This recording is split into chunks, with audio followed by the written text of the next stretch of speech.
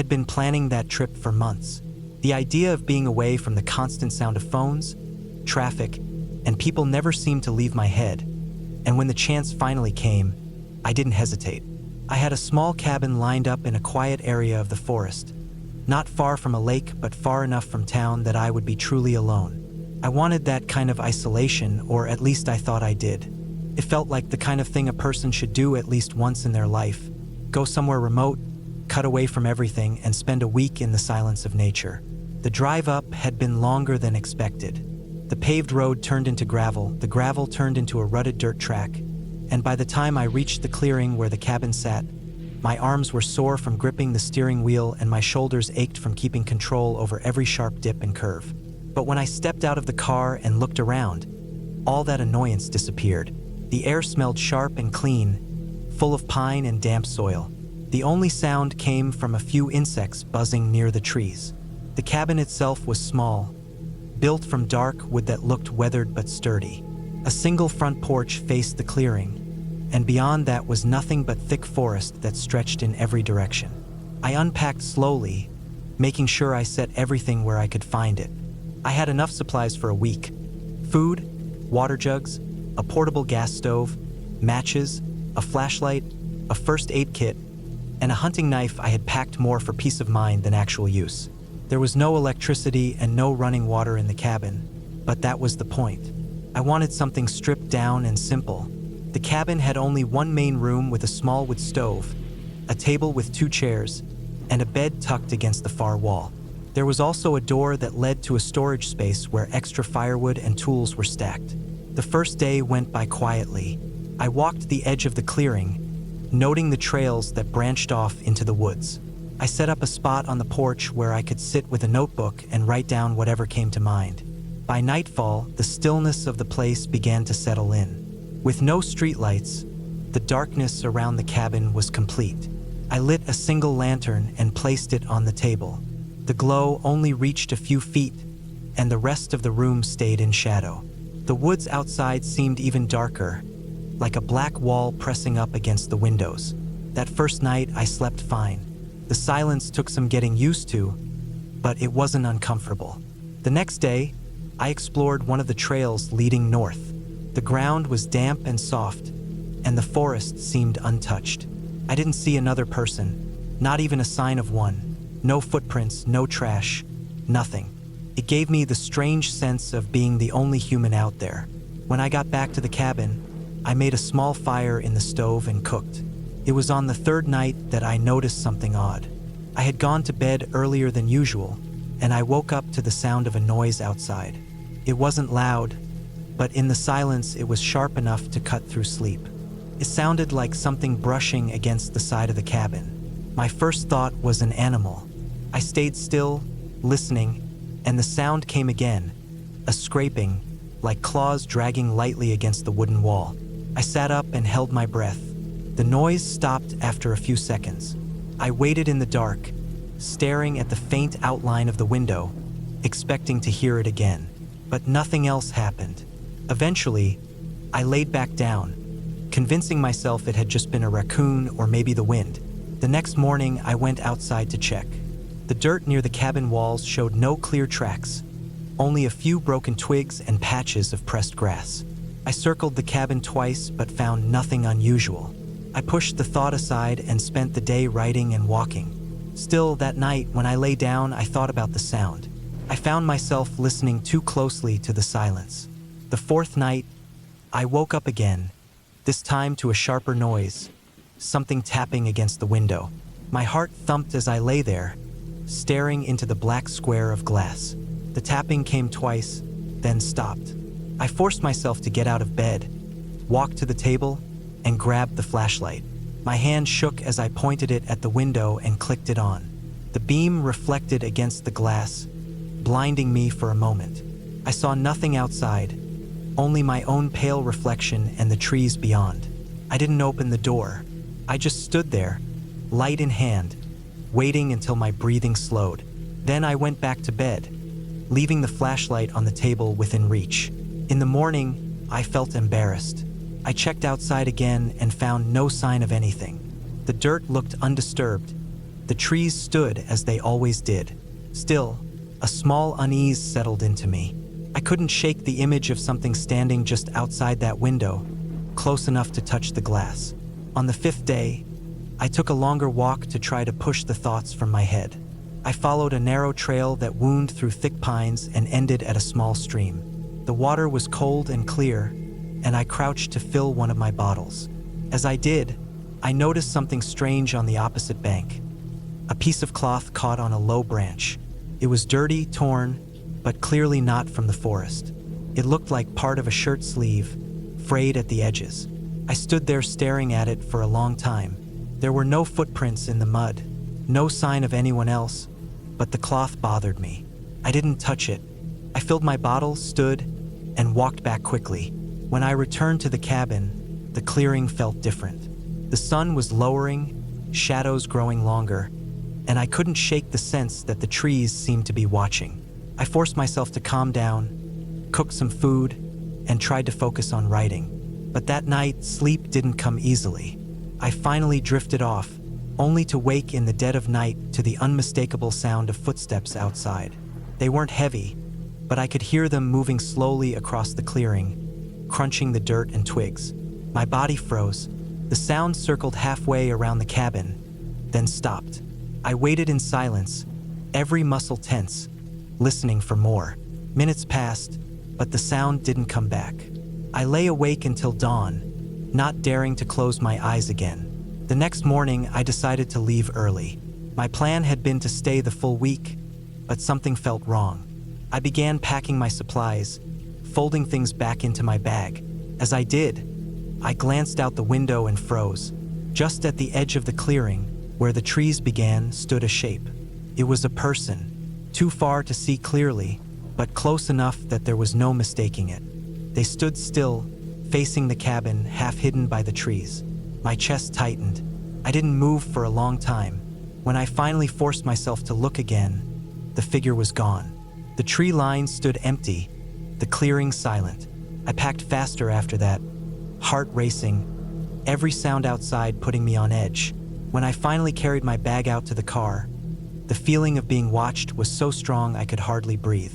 I threw the bag into the back seat, got in, and turned the engine over as fast as I could. As the car bounced down the dirt road, I kept checking the mirrors. The trees seemed endless, pressing in close on either side.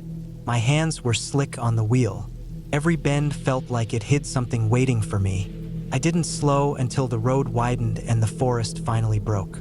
When I reached the highway, I pulled over and sat there for a long time, gripping the wheel with both hands, staring at the empty road ahead. The forest behind me looked dark, heavy, and endless. I didn't see anyone after that, not on the drive home, not in the rearview mirror. But I knew what I had heard. I knew what I had seen at the tree line. For days afterward, I kept thinking about the torn cloth by the stream, about the tapping on the window, about the footsteps. The image of that figure at the clearing's edge stayed with me, most of all silent, still watching. And the worst part was the thought that followed me long after I left. If they had been out there, moving around the cabin at night, brushing against the walls, standing at the window, then they had been there the whole time.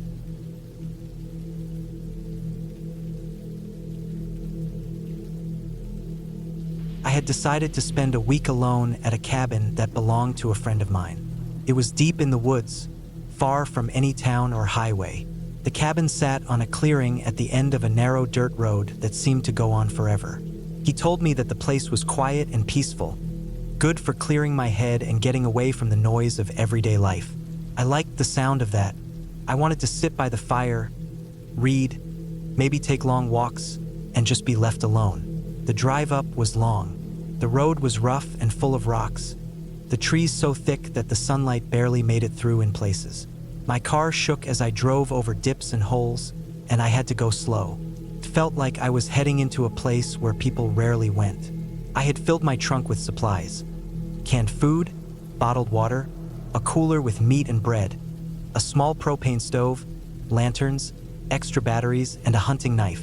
I knew there was no store nearby, so I brought everything I thought I would need. When I finally reached the cabin, the sun was low in the sky.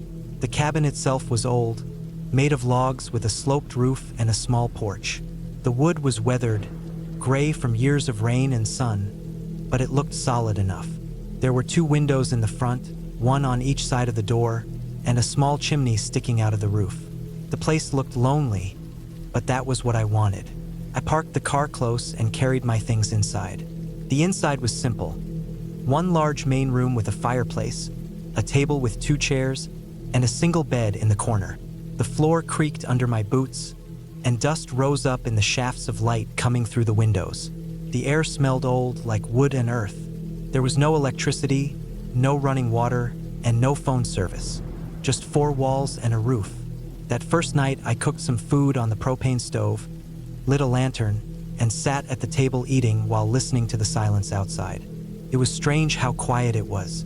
I could hear the wind pushing through the trees, and once in a while, a branch snapping in the distance. The kind of sounds that remind you how far away you are from other people. It felt calm but also heavy, like the woods were pressing in around the cabin. I went to bed early, laying on the thin mattress with my sleeping bag spread out. I left the lantern on low. The wind picked up outside, making the walls creak now and then. I must have drifted off because the next thing I knew, I woke up in the dark. The lantern had burned out. I lay still, trying to hear if something had woken me. At first, it was only the sound of the trees, but then I heard it, footsteps outside the cabin. Slow, careful, crunching on the leaves and twigs. I held my breath, thinking maybe it was an animal, a deer maybe, or something moving past. But the steps sounded too steady, too heavy, like a person walking. They moved around the side of the cabin, close to the wall, and then I heard nothing. I stayed frozen, my heart pounding so hard I could hear it in my ears. I waited for what felt like hours, listening, but the footsteps did not come again. Eventually, I must have fallen asleep from exhaustion. The next morning, I stepped outside, looking around the cabin. The ground was covered with leaves, and it was hard to tell if there had been footprints. I walked around the cabin slowly. At the back, near the window, I noticed a spot where the leaves were disturbed, pressed down like someone had been standing there. I stared at it for a long time before telling myself it could have been an animal. I didn't want to believe otherwise. I tried to push the thought out of my head. I made coffee on the stove, ate some bread and canned beans, and then went for a walk. The woods were thick but beautiful. The trees were tall and close together, their branches weaving overhead like a roof. The ground was soft with moss and dead leaves. I walked for about an hour before turning back, marking the way with small piles of rocks so I wouldn't get lost. Still, I couldn't shake the thought of the footsteps from last night. That second night, I kept the lantern burning brighter and stayed up late. I sat in the chair, staring at the door, listening. Hours passed, and nothing happened. Finally, my eyes grew heavy, and I lay down again. At some point, I woke up, and again I heard them. Footsteps outside, slow, circling. They came closer this time, right up to the porch. I could hear the boards creak as weight pressed on them. I gripped the hunting knife in my hand and stared at the door, waiting. My mouth was dry, and I could feel sweat even though the air was cold. But the door never opened. Whoever it was, or whatever it was, just stood there for a while, then walked away. The sound faded into the woods, and I was left staring at the ceiling until morning. The next day, I searched again. This time, I found clearer signs. In the dirt near the porch steps, there was the shape of a boot print. Not mine. It was larger, the sole worn down in a way I didn't recognize. My stomach turned when I saw it. Someone had been here. I was sure now. Someone had been walking around the cabin at night, watching. I thought about leaving right then, packing up and driving back down that long road. But part of me didn't want to admit defeat. I told myself maybe it was a hunter passing by, curious about the cabin. Maybe he had no bad intentions. I tried to convince myself of that, but deep down I knew it was strange. Why would someone sneak around a cabin in the middle of the night? That night, I barricaded the door with the table and put the lanterns near the windows. I stayed awake, sitting on the bed with the knife in my lap. I waited. The hours dragged on, and sometime after midnight, it started again. The steps. This time slower, deliberate, like whoever it was wanted me to hear them. They circled the cabin again, then stopped near the window by the bed. I didn't move, didn't breathe. I could feel eyes on me through the glass even though I couldn't see anything in the dark. After a long silence, I heard the sound of something scraping against the wood. A slow, steady drag of metal on the wall. My hands shook as I gripped the knife tighter. Then it stopped. Minutes later, the footsteps faded back into the woods. By morning, when the sun came up, I went outside again. On the wall near the window, there were scratches. Deep lines carved into the wood, jagged and ugly, like someone had run a blade along it. I stood there staring, feeling the air heavy in my chest. I didn't know what to do. Leaving seemed like the smart choice, but the thought of driving miles down that road with no cell service and maybe being followed scared me too. I felt trapped, whether I stayed or left. So I stayed, trying to keep myself calm, trying to think clearly. The days that followed were worse. Every night, the footsteps came back. Some nights they circled. Other nights they stayed close to the door or window. Once I woke up to the sound of the doorknob rattling slowly, like someone testing it. I pressed myself against the far wall, knife in hand, praying the door would hold. The table I had shoved in front of it stayed in place, and after a while, the sound stopped. I started to lose track of time. My body was tense all day, waiting for nightfall. I barely ate. I barely slept. Every small sound made me jump. I checked the woods constantly, looking for movement. Once I thought I saw something far back in the trees, just the shape of a man standing still, watching. But when I blinked, it was gone. By the 6th day, I couldn't take it anymore. I packed up my things, loaded the car, and decided to leave in daylight. I didn't care if the road was rough. I needed to get out. I locked the cabin door behind me even though it felt useless and got into the car. As I started the engine, I glanced at the tree line. For just a second, I thought I saw him again. A man, tall and thin, standing in the shadows, watching me. I didn't wait. I pressed the gas and drove down that road as fast as I could without breaking the car. Every bump rattled my bones, but I kept going, my eyes flicking to the rearview mirror, half expecting to see someone chasing me. The trees closed in on both sides, and I gripped the wheel so tight my hands hurt. After what felt like forever, I finally reached the highway. The open road felt like freedom. I didn't stop until I was miles away, back in the city, surrounded by people and noise. Only then did I breathe fully again. I never went back to that cabin. I never told my friend what had happened. I didn't want to explain it, and I didn't want to think about it. But I know what I heard, and I know what I saw. Someone was out there, watching me every night, waiting for something. I don't know what he wanted. I don't know what would have happened if I had stayed one more night. And I don't want to know. Even now, years later, sometimes at night when the house is quiet, I think I hear it again, the sound of slow footsteps outside my window. And I wonder if leaving was enough.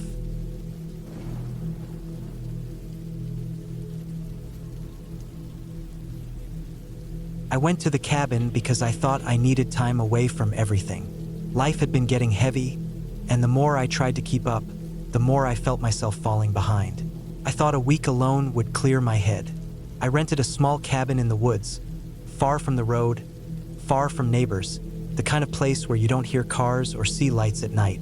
It seemed perfect in pictures. A small wooden structure with a single porch, tucked deep between tall pine trees, with a small trail leading in from a gravel road that stopped almost a mile away. I wanted silence. I wanted air that felt untouched. That is what I got, but I also got something else I had not been ready for. The drive out had been long.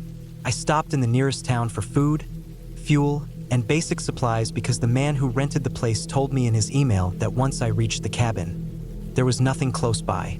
The trail was too narrow for my car, so I parked in a small clearing at the start of it, pulled my bag and cooler out, and carried everything by hand. The air was cool, damp, and heavy with the smell of pine. The trail twisted up and down through thick trees, quiet except for the crunch of my boots and the sound of my own breathing. I remember feeling a strange mix of excitement and unease as I got closer to the place. The cabin looked even smaller in person than it had in the photos.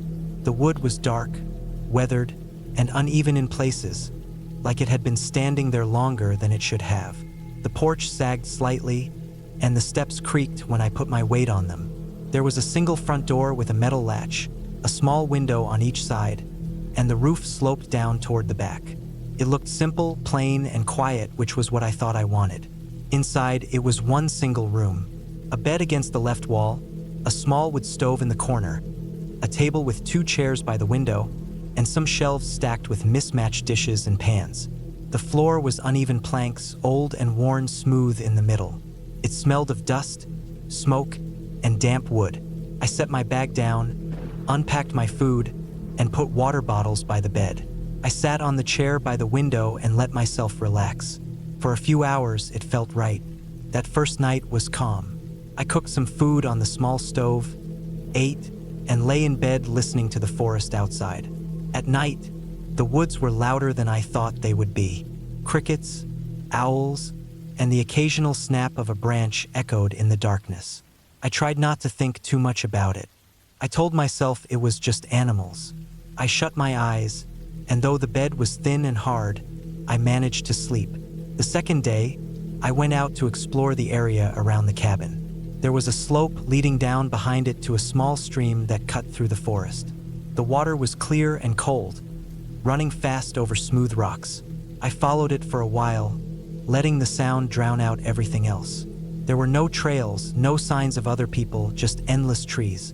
I had brought a knife and some rope just in case, but I did not plan to go too far. I walked for a few hours, then circled back, marking trees with small scratches so I would not get lost.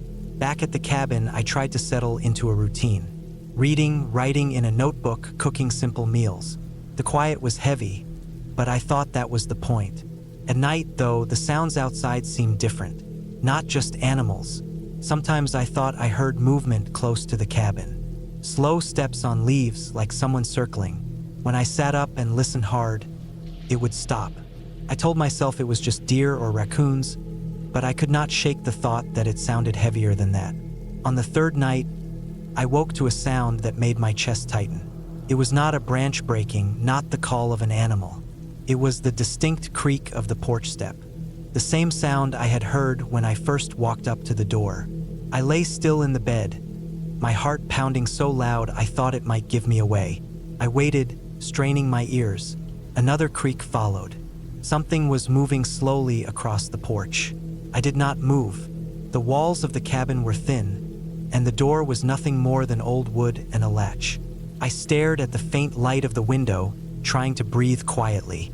After what felt like forever, the sound stopped. I did not sleep again that night. The next morning, I stepped outside and looked around. The ground was covered in pine needles, soft enough to hide most tracks. But near the porch, I saw a mark. Not a shoe print, not clear enough for that, but a disturbance, like someone had stepped there and pressed the ground down.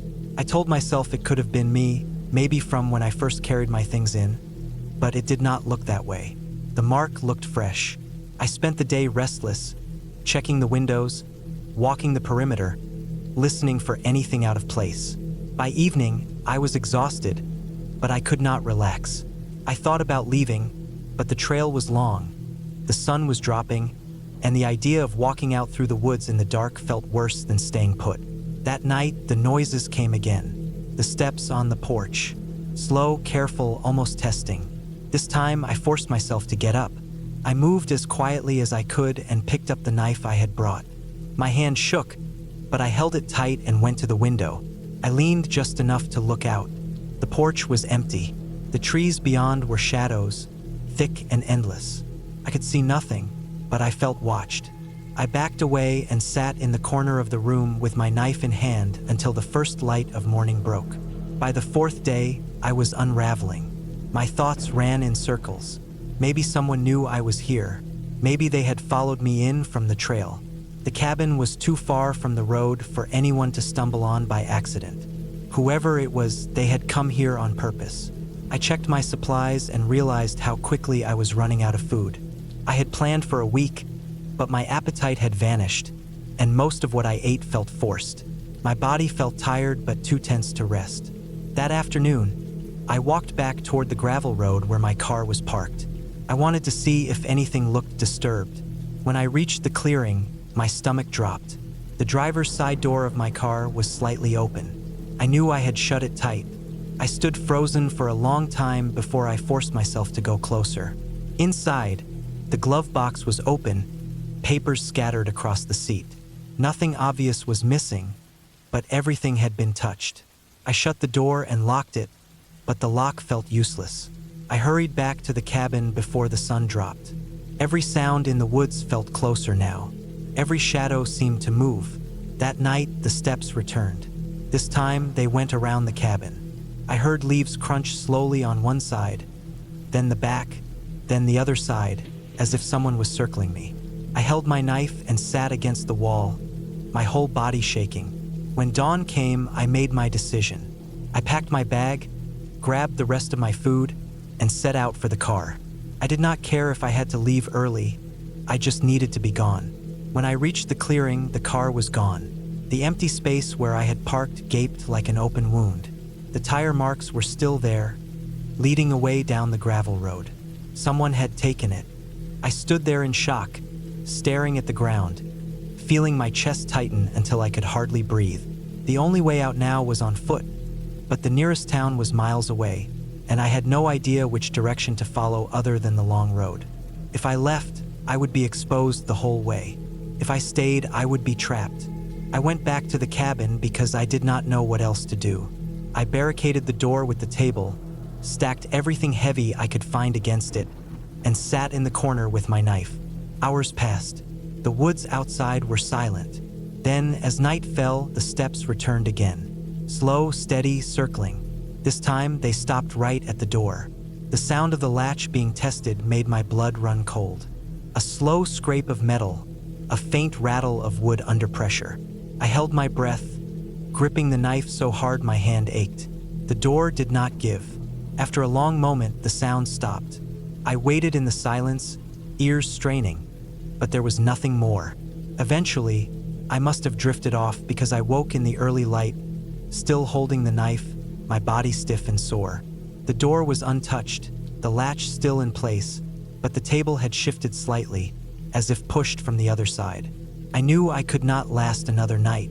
My food was almost gone, my nerves were shredded, and I could not trust that the door would hold if tested again. I packed what I had left, slung the bag over my shoulder, and set out on foot down the gravel road. The woods pressed in on both sides, silent and still. Every few steps, I turned to check behind me, sure I would see someone following, but the road stretched empty. I walked for hours, my legs aching, my throat dry, the weight of fear pressing heavier than my bag. The sun climbed, then began to drop, and still there was no sign of town, no sign of help. The thought of night falling while I was still on the road made my stomach twist. Just before the light began to fade, I heard an engine, faint at first, then growing louder. A pickup truck appeared in the distance, bouncing over the uneven gravel. I stepped into the road, waving both arms.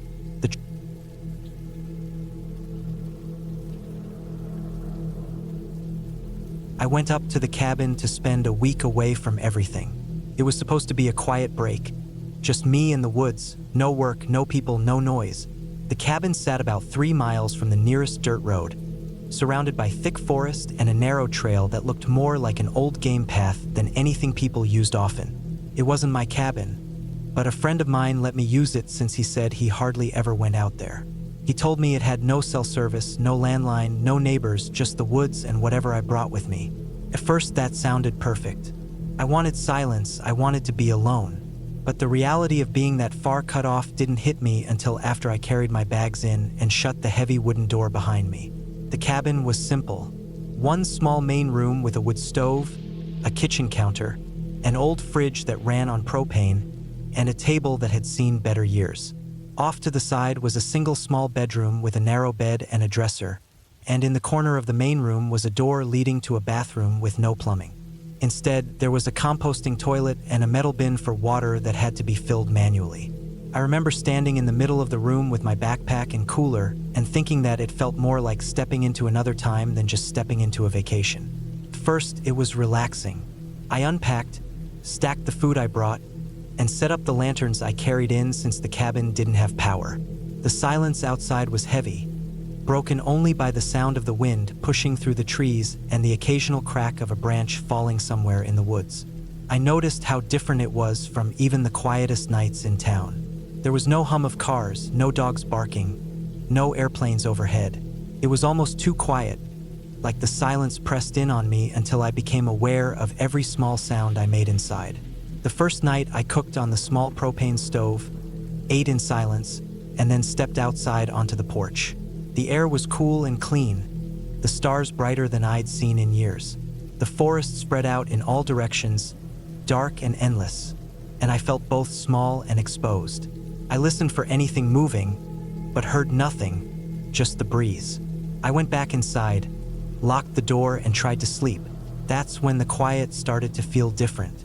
Lying there in the cabin with the lantern turned off, I could hear every creak of the wood, every faint shift of the logs as they settled. I could hear my own breath in the stillness. I remember thinking that if anything moved outside, even far off in the trees, I would hear it. That thought stayed in my mind longer than I liked. By the second day, I tried to distract myself with chores. I walked down to the small stream about a quarter mile from the cabin to haul water. The trail down there was narrow and muddy in places, and I kept catching myself turning around, checking the trees. I didn't see anyone, didn't even see animals, but the forest had a way of making me feel watched even when I knew there was nothing there. I filled the 2 big jugs and carried them back, my arms straining, the weight forcing me to stop and rest halfway. That night, I built a fire in the stove, cooked, and sat at the table writing in a notebook I brought. I wanted to make notes about the trip, maybe write a little about how it felt to be so alone. As I sat there, the light from the lantern casting shadows on the walls, I realized the woods had gotten louder, not with animals or birds, but with wind. The gusts pushed against the cabin walls, rattling the thin window panes. It wasn't a storm, but it was steady enough to make the trees outside groan. The sound of branches shifting and scraping against each other made it hard to relax. I shut the lantern off and went to bed, but sleep didn't come easily. Every time I started to drift, I thought I heard something faint under the sound of the wind, something like footsteps on leaves or the slow crack of a twig snapping. I tried to tell myself it was nothing, probably just branches falling or maybe a deer moving somewhere close. But when you're alone in a place like that, with no one else around for miles, your mind doesn't let things go so easily. I pulled the blanket tighter around me and listened until the sounds faded, though I wasn't sure if they really stopped or if I just got too tired to stay awake. The third day was colder. I went out early to gather wood from the pile behind the cabin, but I noticed something strange. A few pieces from the top of the pile were scattered on the ground, as if someone had pulled them down. At first I thought maybe the wind had knocked them loose, but the pile was stacked solid, the pieces heavy and flat. They didn't just fall on their own. Still, I told myself that must have been it, and I res-tacked them quickly. I didn't like how it made me feel, standing there behind the cabin with the forest closing in around me. Later in the afternoon, I decided to take a walk just to get out of the cabin. I followed the trail toward the dirt road, but after about a mile I stopped. On the side of the trail, in the soft dirt, I saw prints. They weren't animal tracks. They were boot prints, large and deep, heading the same way I came from. I froze there, staring at them, and felt my stomach drop.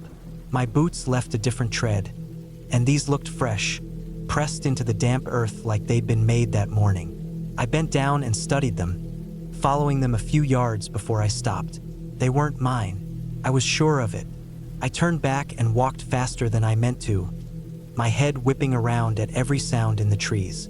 I kept thinking about those prints, about how someone else had been walking the same trail I thought no one used. When I got back to the cabin, I locked the door right away and checked every window latch. I sat at the table, staring at the lantern, my hands shaking. I couldn't shake the feeling that someone had been near the cabin, maybe even watching me. That night was worse. Couldn't sleep at all. The wind had died down, leaving the woods too quiet again.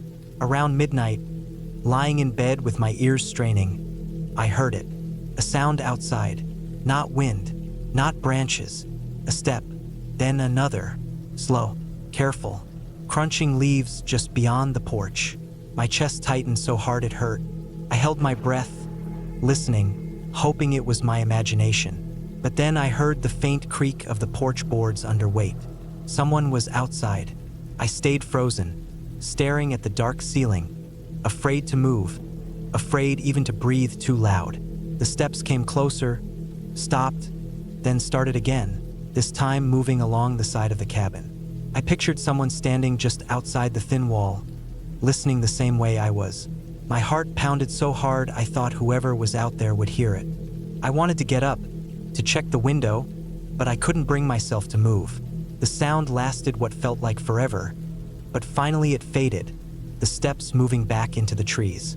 I lay awake until the first light of morning, my body stiff, my mind racing.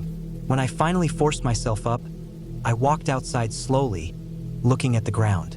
In the soft dirt just off the porch were more prints. Fresh, clear. Someone had been there, walking around the cabin in the night. That's when I knew I wasn't alone out there.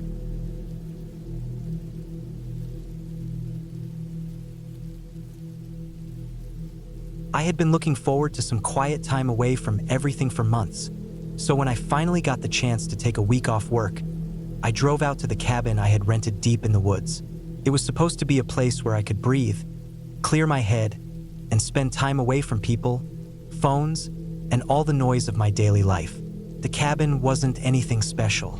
It was small, old, and tucked off a gravel road that stretched out far from the nearest town. That's exactly what I wanted. Something isolated, something quiet. When I pulled up, the driveway was nothing more than 2 strips of worn dirt pushing through tall grass. The cabin sat on a small clearing surrounded by thick trees. The logs that made up the walls were dark from age and weather, and the roof looked patched in places. It wasn't falling apart, but it was the kind of place where you could tell nobody had taken much pride in fixing it up. I wasn't there for comfort, though. I just wanted space. The inside smelled like wood and dust when I first opened the door.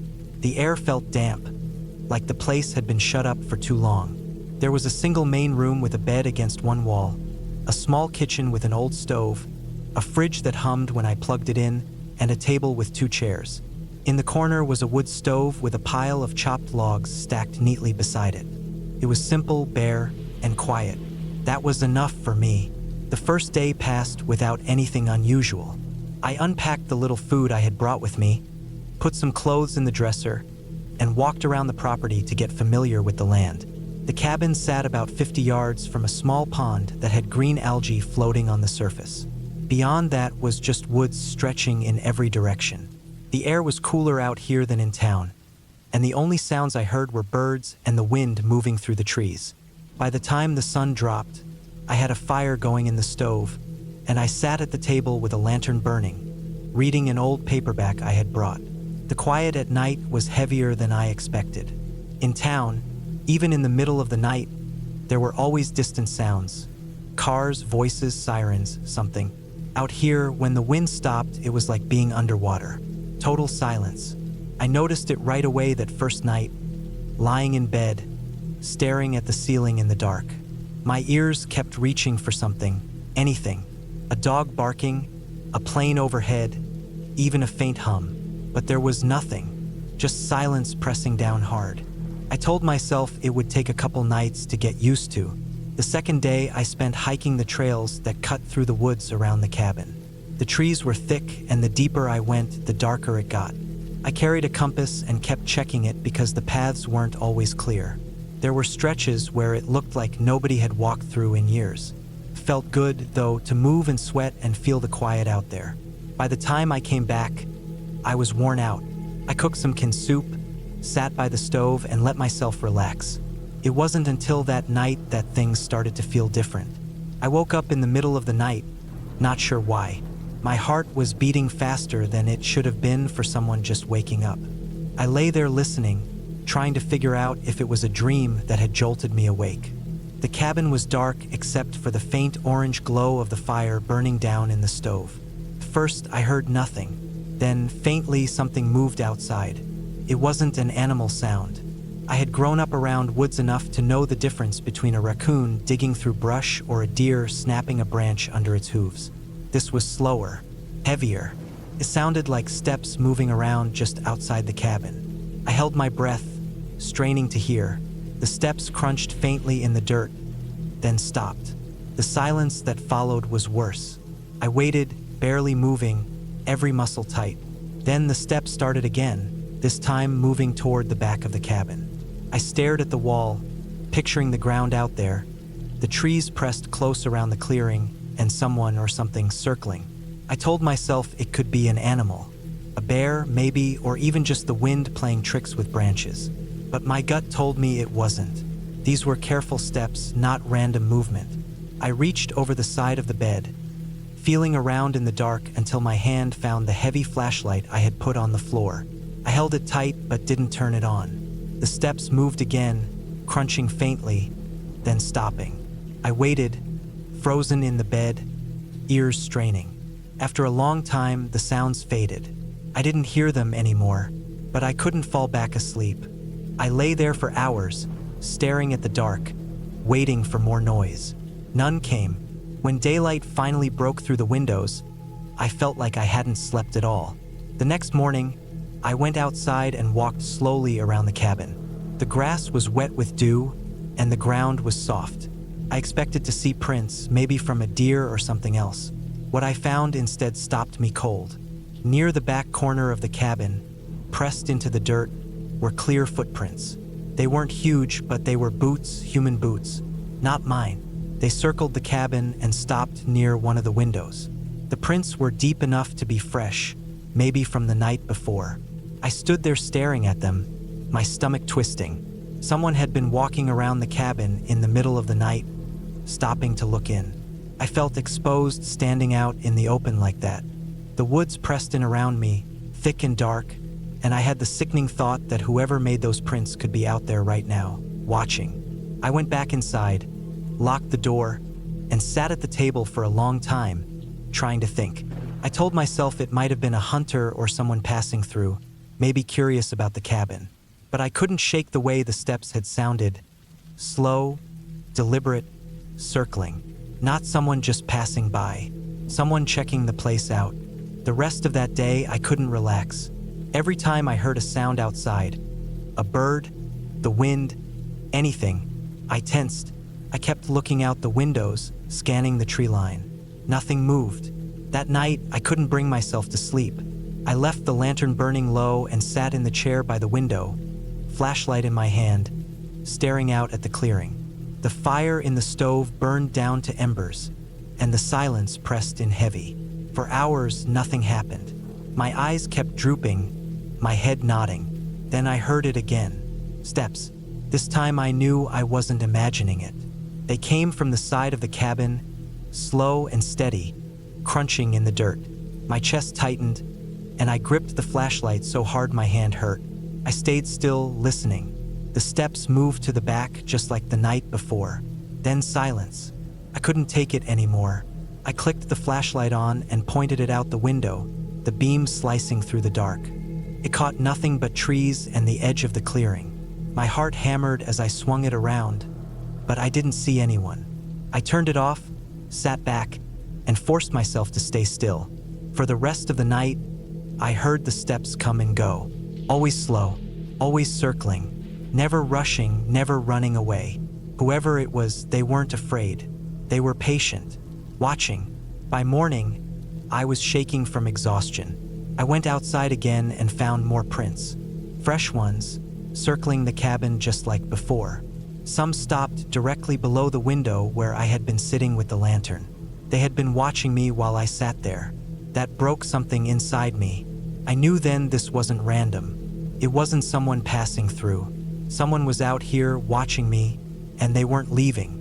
I'll continue with the full 7,000 plus words in this single continuous story, adding extreme detail about each night, my fear, the steps I took to protect myself, and the final confrontation with whoever was stalking me.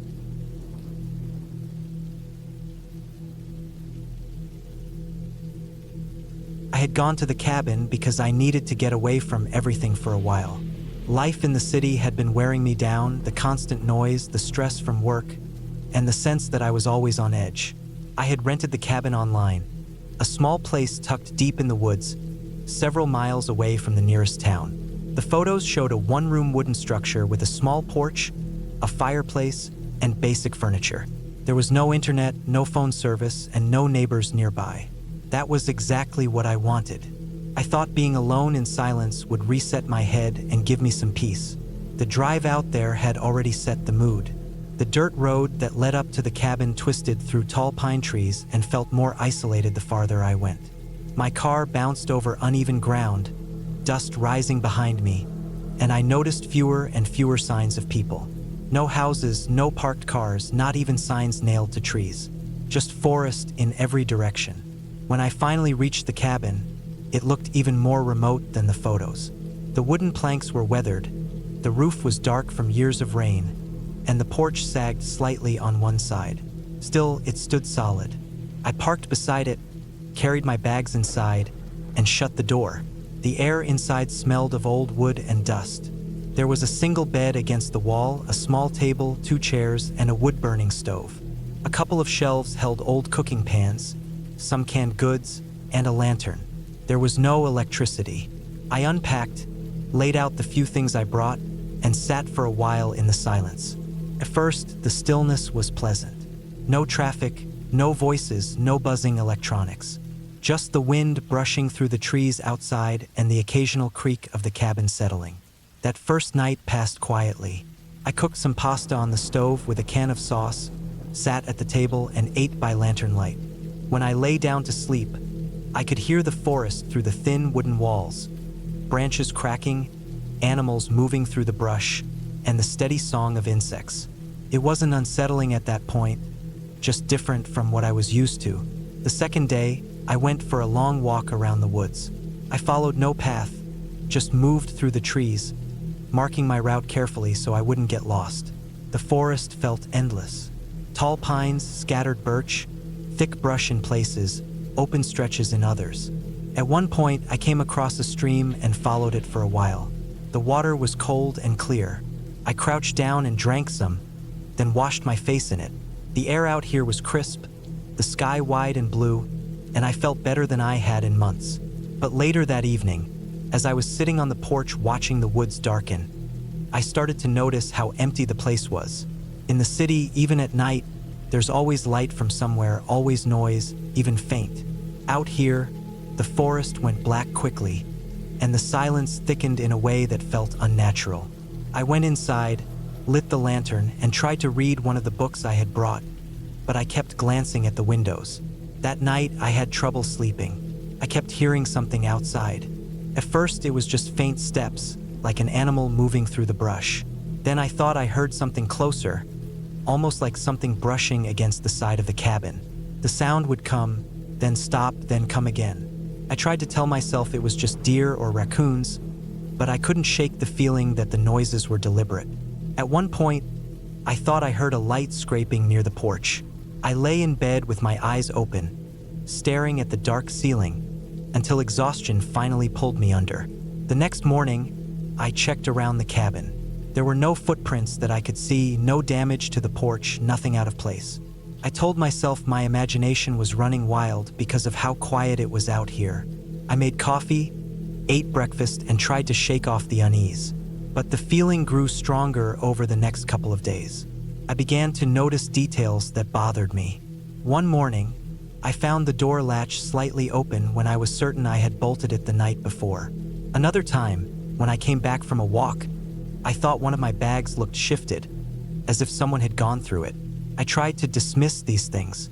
Maybe I had forgotten to lock the door. Maybe I had left the bag unzipped. But deep down, I knew I hadn't. By the fourth night, I was on edge. I built a fire in the stove to make the cabin feel more secure and kept the lantern close. I lay in bed listening. Again, the sounds came. Slow, deliberate movements outside. At one point, I heard the crunch of footsteps on leaves, not the scurrying of animals, but the steady weight of something heavier. My pulse quickened. I held still and listened. The steps circled the cabin. Then silence. Then a faint thump on the porch. I felt a cold sweat on my skin. I stayed awake most of that night. Every small sound seemed magnified. By morning, I was exhausted. I went outside and again found nothing. No footprints, no signs of entry, nothing touched. The forest looked calm and undisturbed. I tried to convince myself it was paranoia. But that afternoon, while chopping some wood near the side of the cabin, I noticed something that made my stomach tighten. On the far edge of the tree line, half hidden in the brush, there was a shape. I froze, axe in hand, staring. Took me a few seconds to realize it was a man. He was standing just far enough away that I couldn't make out his face, but his posture was clear. He was watching me. The instant I noticed him, he turned and walked back into the trees.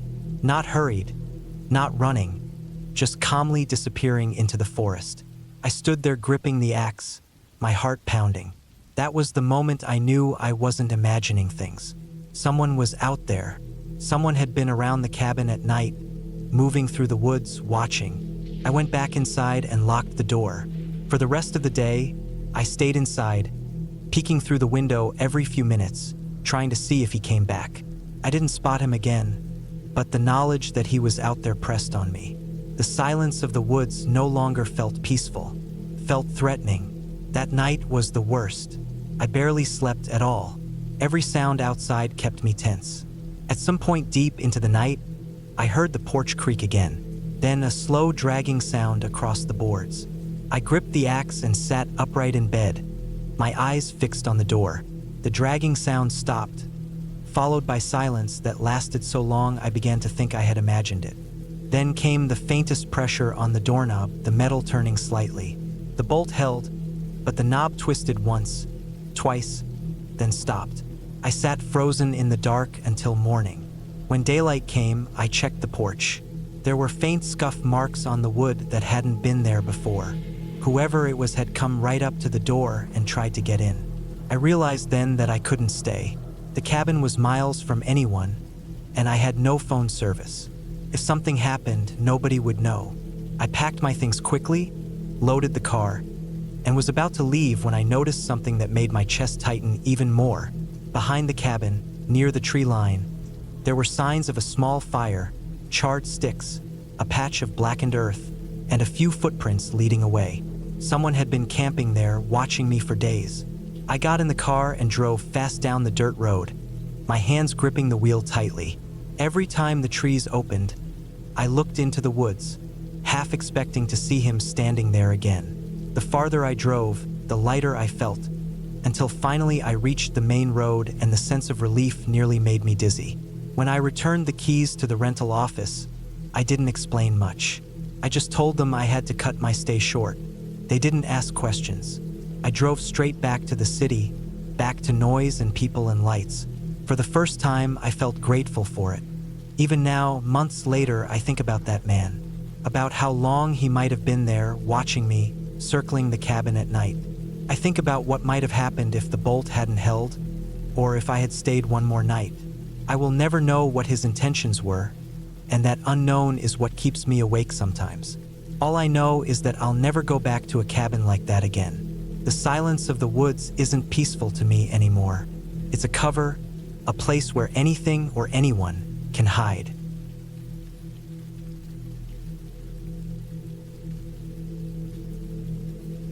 The drive into the mountains had been long, and by the time I reached the small dirt road that cut away from the highway, the late afternoon sun was already beginning to sink lower in the sky.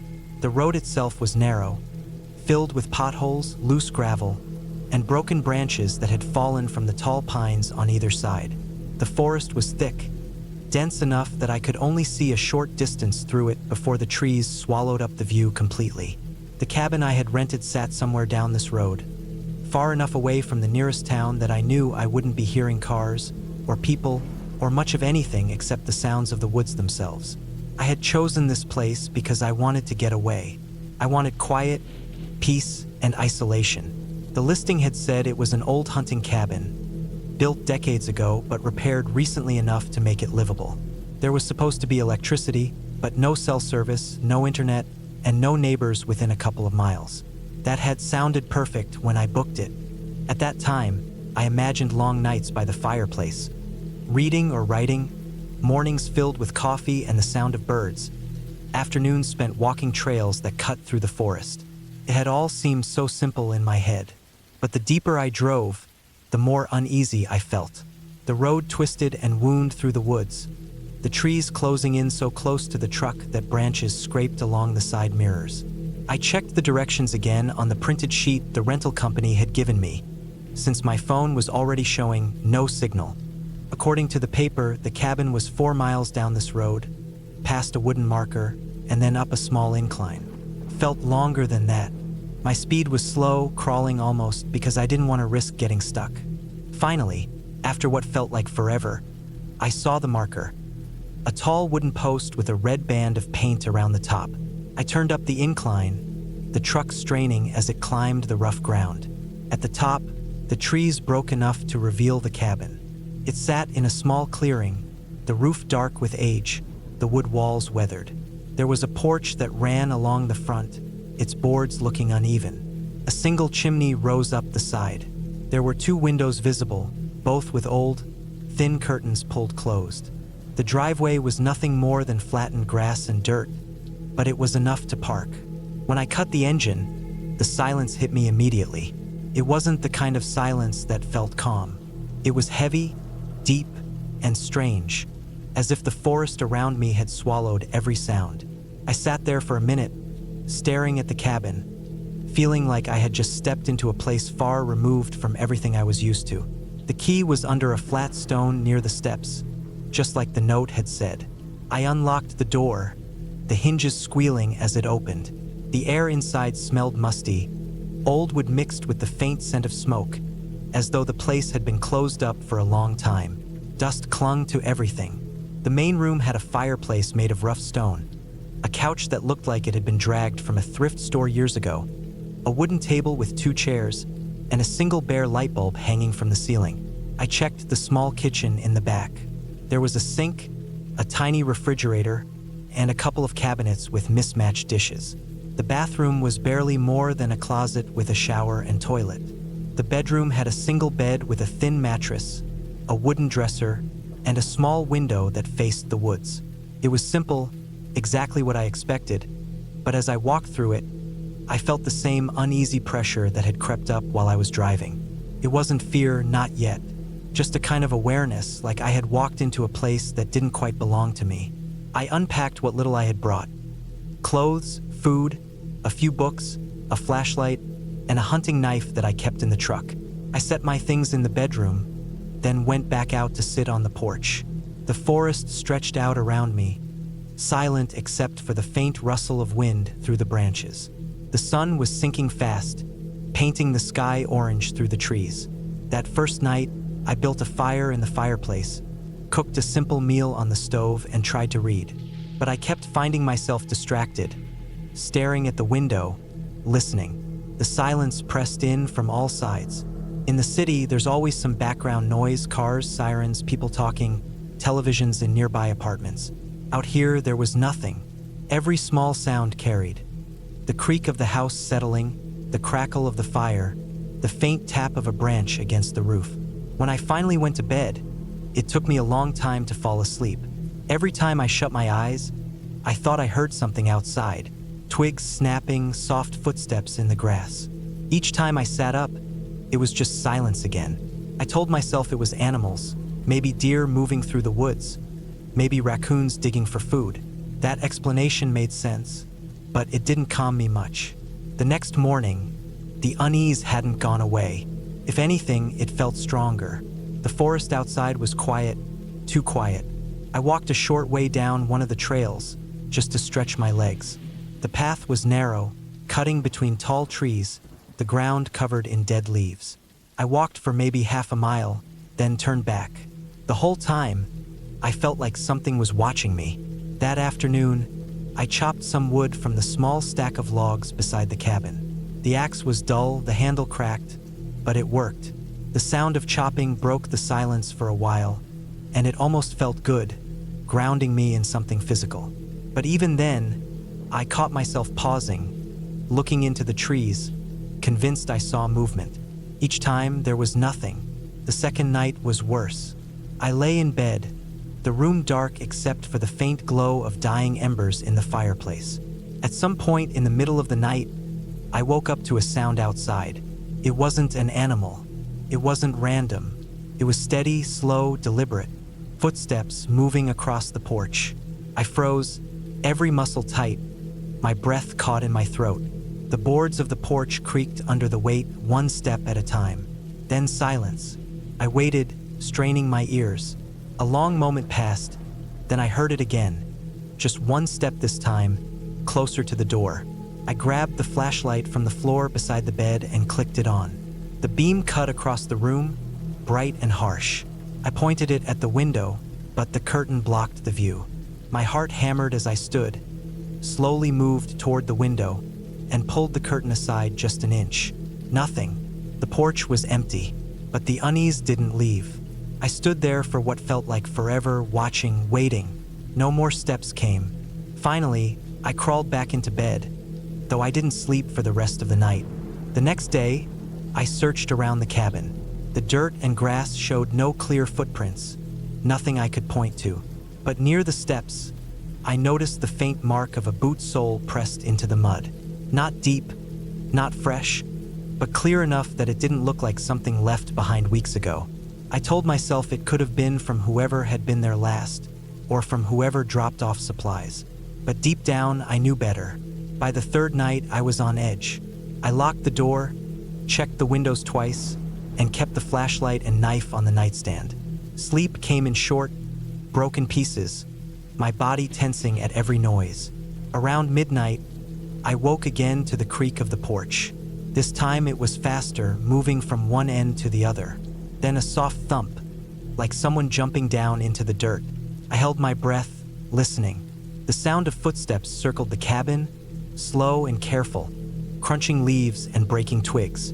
Then silence. I sat in the dark for hours, knife in hand, staring at the door, waiting for it to move. It never did. The days blurred after that. I thought about leaving, but the truck sat at the bottom of the incline, and the idea of driving back out through those endless woods alone made me hesitate. I kept telling myself I'd just stay one more night, then go in the morning. But each morning I found some reason to stay. Maybe I was too tired. Maybe I wanted to prove to myself I wasn't afraid. Maybe I just didn't want to admit how bad it had gotten. The nights became worse. The footsteps came every time, sometimes circling, sometimes stopping right at the wall outside the bedroom. Once, I heard the faint rattle of the door handle.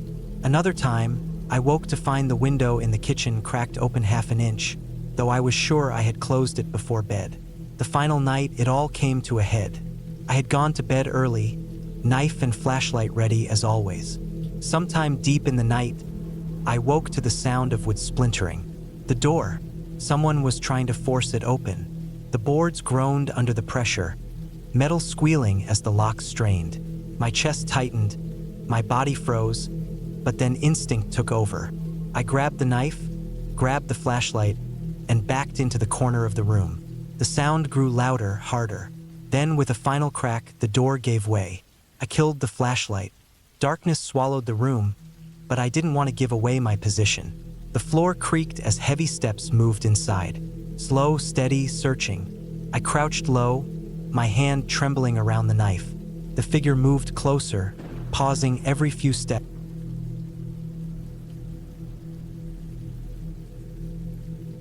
I came to the cabin because I wanted peace and quiet. I thought spending time away from the noise of the city would give me space to breathe. I rented it for a full week, a small wooden cabin sitting deep in the woods, about 3 miles from the nearest paved road. It wasn't large, just one bedroom, a little kitchen with an old gas stove, a bathroom that had running water thanks to a well, and a porch that looked out toward a thick line of pine trees. It felt like the kind of place where you could hide from the world for a while. The first 2 days passed without much to note. I hiked a little, chopped some wood, sat by the fire at night, and listened to the wind in the trees. The silence was heavy, almost pressing, but I convinced myself that was what I had wanted. No cars, no voices, no endless stream of phones and screens.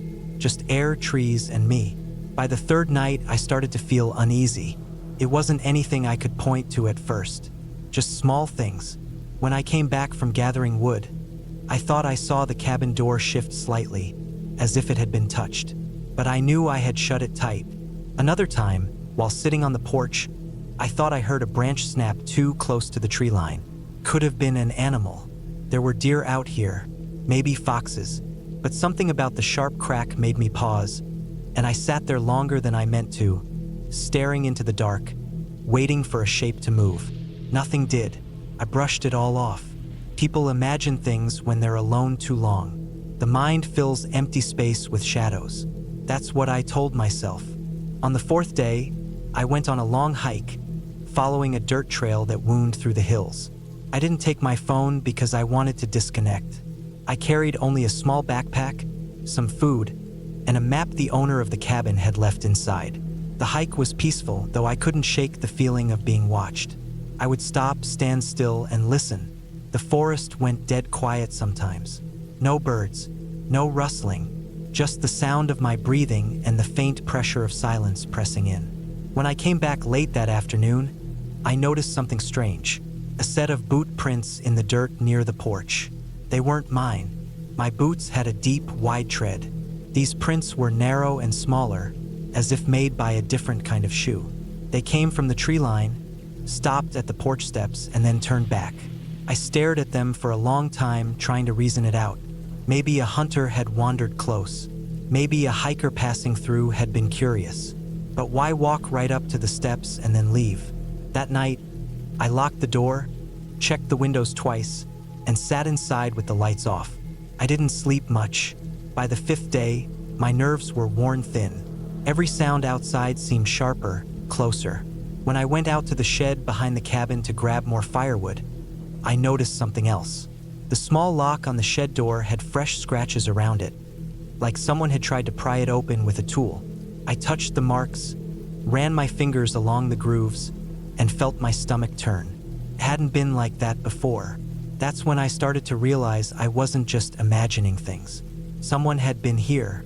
Someone had tried to get inside, either the shed or maybe even the cabin when I was gone. I made a plan to leave early, cut my trip short. I thought I'd stay one more night and then pack up in the morning. The cabin was paid for, but that didn't matter. I wanted out. That night was the longest of my life. The forest was silent again, almost unnaturally so. I sat in the chair by the window with the lights off, staring into the dark, listening for anything. Hours went by with nothing but the creak of the wooden walls as the air cooled. Then, just after midnight, I heard it. A soft crunch of footsteps on leaves. My chest tightened instantly. I held my breath. The steps were slow, careful, moving from the tree line toward the cabin. Not an animal. Too heavy. Too deliberate. I stayed frozen in the chair, afraid to move, afraid even to breathe too loudly. The steps stopped for a while, and I thought maybe they had turned back. Then I heard the faint sound of the porch boards creaking. Someone was right outside the door. I could picture them standing there in the dark, only a thin piece of wood between us. My pulse hammered in my ears. Then came the softest sound, metal against metal, the doorknob turning slowly. I had locked it, but hearing that knob move sent a shiver through me like ice water. They twisted it once, twice, then stopped. Silence followed. I didn't know if they had left or were still standing there. I waited what felt like hours. Finally, I worked up the courage to move. I crept to the bedroom, grabbed my backpack, and stuffed my essentials into it. Keys, wallet, flashlight, water, and a small kitchen knife. I wasn't going to wait until morning. I had to get out. I slipped out the back door, moving as quietly as I could. The night was pitch black under the trees, and the air felt colder than before. My plan was to follow the dirt road back to where I had parked my car near the main road, about 3 miles away. The forest was not silent anymore. As I walked, I thought I heard someone behind me, a branch snapping, a crunch of leaves. I stopped, listened, heard nothing, then started again. But the feeling of being followed grew stronger with every step. My flashlight beam bounced off the dirt road ahead, narrow and pale in the dark. I kept it pointed low, afraid to draw too much attention. I walked faster, my heart racing, trying to keep steady breaths. Then, behind me, I heard it clear, a fast step like someone trying to close the distance. I broke into a run. My backpack bounced hard against my shoulders as I sprinted down the road. I didn't look back. I didn't want to see. The road twisted and dipped. My legs burned. My lungs ached. All I could think about was the car, the metal and locks, the engine that could take me away. I could almost see it in my head, parked at the bend near the paved road. Finally, through the trees, I saw the faint glint of it in the moonlight. Relief surged through me. I stumbled the last few yards, yanked open the door, and threw myself inside. My hands shook as I jammed the key into the ignition and turned. The engine roared to life, loud and sharp in the quiet night. I slammed the doors locked and flicked on the headlights. The beams cut across the trees and the empty road. I didn't see anyone, just darkness and forest. But I didn't care. I pressed the gas and drove, gravel spitting out from under the tires. I didn't stop until I hit the highway, miles away from the cabin. Only then did I finally breathe again. I never went back to get the rest of my stuff. I called the rental owner the next day, told them there had been someone creeping around, and that I had left early. They seemed shocked but offered little help. To this day, I don't know who it was. Maybe just a stranger passing through. Maybe someone who had been watching the cabin longer than I knew. What I do know is this. I had trusted the silence of the woods, and in that silence, someone else had been moving, waiting, watching. The cabin may have looked peaceful, but the truth is, it wasn't safe. Not out there, not alone. And I will never make the mistake of staying somewhere that isolated again.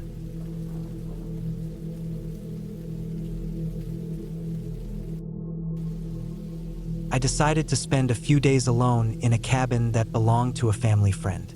It was deep in the woods, far away from the town. I had been told it was quiet and peaceful, the kind of place where you could rest without hearing anything but the wind and the birds. The road to it was rough and narrow, mostly dirt and gravel, with trees pressing in from both sides. When I got there, the cabin looked worn but solid. It had a small porch, a single chimney, and the wood of the walls was darkened from years of rain and sun. Inside, it smelled of pine and old wood smoke. The floorboards creaked under my boots, and there were old rugs scattered around. The furniture was simple, heavy, and old-fashioned. A wood stove sat in the corner, and a stack of split logs was piled neatly against the wall. There were no neighbors, no roads nearby except the one I had driven on. It was the kind of place where, once the car was parked and the engine cut off, silence pressed in on all sides. The first night felt calm. I made a small fire in the stove, heated up some canned food, and read with a lantern on the table. The forest outside was still. I could hear crickets, and every once in a while, something bigger moving through the brush. I told myself it was deer. After a while, I went to bed, listening to the faint ticking of the wood stove cooling down. The next morning, I went outside and noticed how quiet it was. Too quiet. There were no bird calls, only the faint sound of wind through the branches. I walked around the cabin, checking the sides. The ground was soft in places because of last week's rain, and that was when I noticed footprints near the back corner. They were not mine. They were larger, wider, and sunk deeper into the wet soil. I stared at them for a long time. They looked like boot prints, heavy ones. They came from the tree line, stopped at the cabin wall, then turned back toward the woods. At first, I thought maybe it was just a hunter or someone passing through, but it made me uneasy. I tried to brush it off, but the thought stayed with me all day. I went about chopping some wood, boiling water, and keeping busy, but every time I stepped outside, I found myself looking at that same spot near the trees. The woods felt darker, even in daylight. That night, I sat inside with the lantern again. I had locked the door, even though I doubted anyone was out there. Still, I wanted it locked. Around midnight, I woke to a noise. It was faint, like something brushing against wood. My first thought was that an animal was sniffing around. I sat still, listening. Then I heard the creak of the porch step. My stomach tightened. I knew the sound. It was the same step I had walked over earlier, the one that gave a long groan under weight. I lay there in the dark, not moving, just waiting. The noise stopped after a while, and eventually I drifted back into uneasy sleep. In the morning, I checked the porch. The dirt was disturbed, a footprint half on the step, half in the ground below. It was the same as the ones I had seen at the back of the cabin. My hands shook as I looked at it. I couldn't tell how fresh it was, but I guessed it had been made during the night. The rest of the day, I felt exposed. Every time I walked outside, I looked over my shoulder. The trees seemed to close in tighter, shadows darker than they should have been. I carried the axe with me everywhere. I told myself it was just for chopping wood, but the truth was that I didn't feel safe without it in my hands. That night, I didn't sleep much. I sat in the chair with the lantern low, staring at the door. Hours dragged by, and every sound outside made me tense. At one point, I thought I heard breathing just beyond the wall, but I couldn't be sure. The woods can play tricks. The following morning, I decided I should leave. My food was running low, and I didn't like the feeling of being watched. I stepped outside early, wanting to pack the car quickly. That was when I noticed something that made my chest tighten. Near the edge of the woods, a pile of stones had been stacked up. It hadn't been there before. The stones were balanced in a small tower, maybe 2 feet high. It looked deliberate, not random. Someone had done it during the night. I went back inside, locked the door, and sat there, trying to think. My mind ran in circles. If I left, I'd have to carry my bags to the car, which meant turning my back on the woods. If I stayed, I'd have to spend another night with whoever was out there. Neither choice felt good. By evening, I decided I'd leave first thing at dawn, when there was light. I sat up again that night, the axe next to me, listening. Just after midnight, I heard it again, the creak of the porch step. Then silence. My heart hammered. I didn't move, afraid the floorboards inside would give me away. Minutes crawled past. Then came the sound of the doorknob rattling, soft at first, then harder. I gripped the axe so tight my hands hurt. The knob stopped, and after what felt like forever, I heard slow footsteps moving off the porch and back into the woods. I didn't sleep after that. When the first gray light came through the window, I grabbed my bag, shoved everything inside, and went to the car. My eyes scanned the tree line the whole time. When I got to the car, I froze. On the windshield, tucked under the wiper, was a small piece of paper, folded once. My mouth went dry. I pulled it out with shaking hands. There were only 4 words written on it, in rough, uneven letters. I know you're alone. I dropped the note and got in the car. My hands fumbled on the keys. The engine finally roared to life, and I backed out fast, gravel spitting from under the tires. As I drove down the narrow dirt road, I kept glancing in the mirror, expecting to see someone step out onto the path. But the woods stayed empty. It took almost an hour before I reached the main road, and only then did I feel like I could breathe again. The cabin was far behind me, but the feeling stayed. Whoever had been out there knew where I was, had come right up to the door, had even touched the car. I never went back to that cabin again.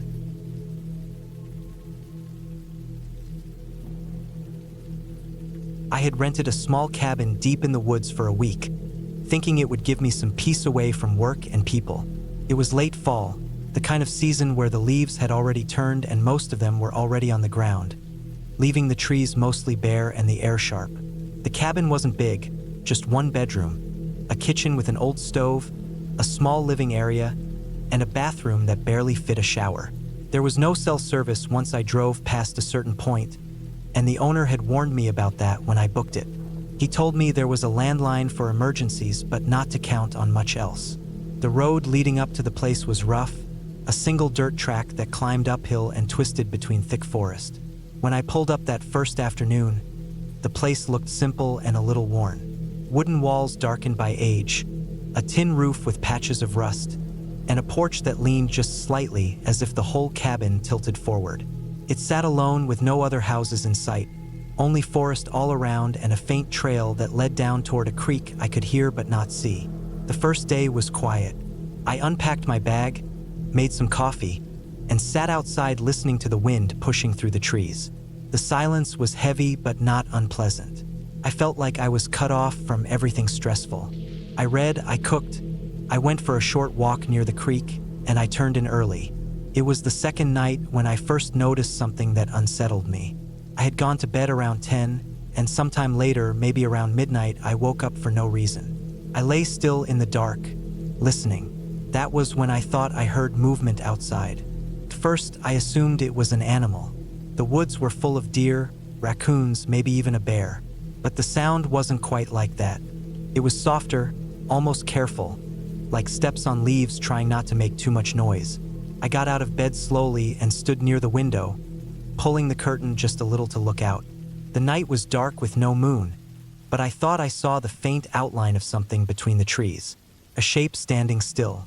I held my breath, watching, but after a few seconds, it was gone. Or maybe I had just imagined it. I told myself it was nothing and went back to bed, though sleep didn't come easily after that. The next day, I tried to shake it off. I went for a longer walk, collected some wood, and stayed busy. But when night came again, I found myself more aware of the silence outside. Every little noise made me alert. Around 2 in the morning, I woke up again. This time I was sure of what I heard. Footsteps, slow, heavy enough to be a man, moving outside the cabin on the porch. The boards creaked faintly. My chest tightened, and I stayed in bed, hardly daring to breathe. The steps moved from one side of the porch to the other, then stopped. I waited, my ears straining. After a while, I didn't hear anything more. I stayed awake for hours, finally drifting off only when the first light touched the trees. When I stepped outside that morning, I looked carefully at the porch. There were faint marks in the dust near the door, not the kind animals left, but shoe prints. Someone had been there. I felt uneasy all day. The idea that a stranger had walked around the cabin in the night gnawed at me. I thought about leaving, but the car was parked on the rough dirt road a little downhill, and driving out at night didn't feel safe either.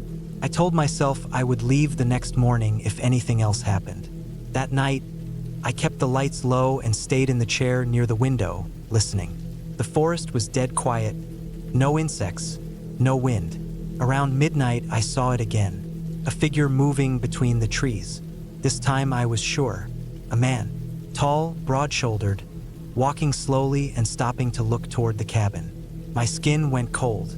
He stood there for a long time before moving out of sight. I didn't sleep at all. The next day, I decided to leave.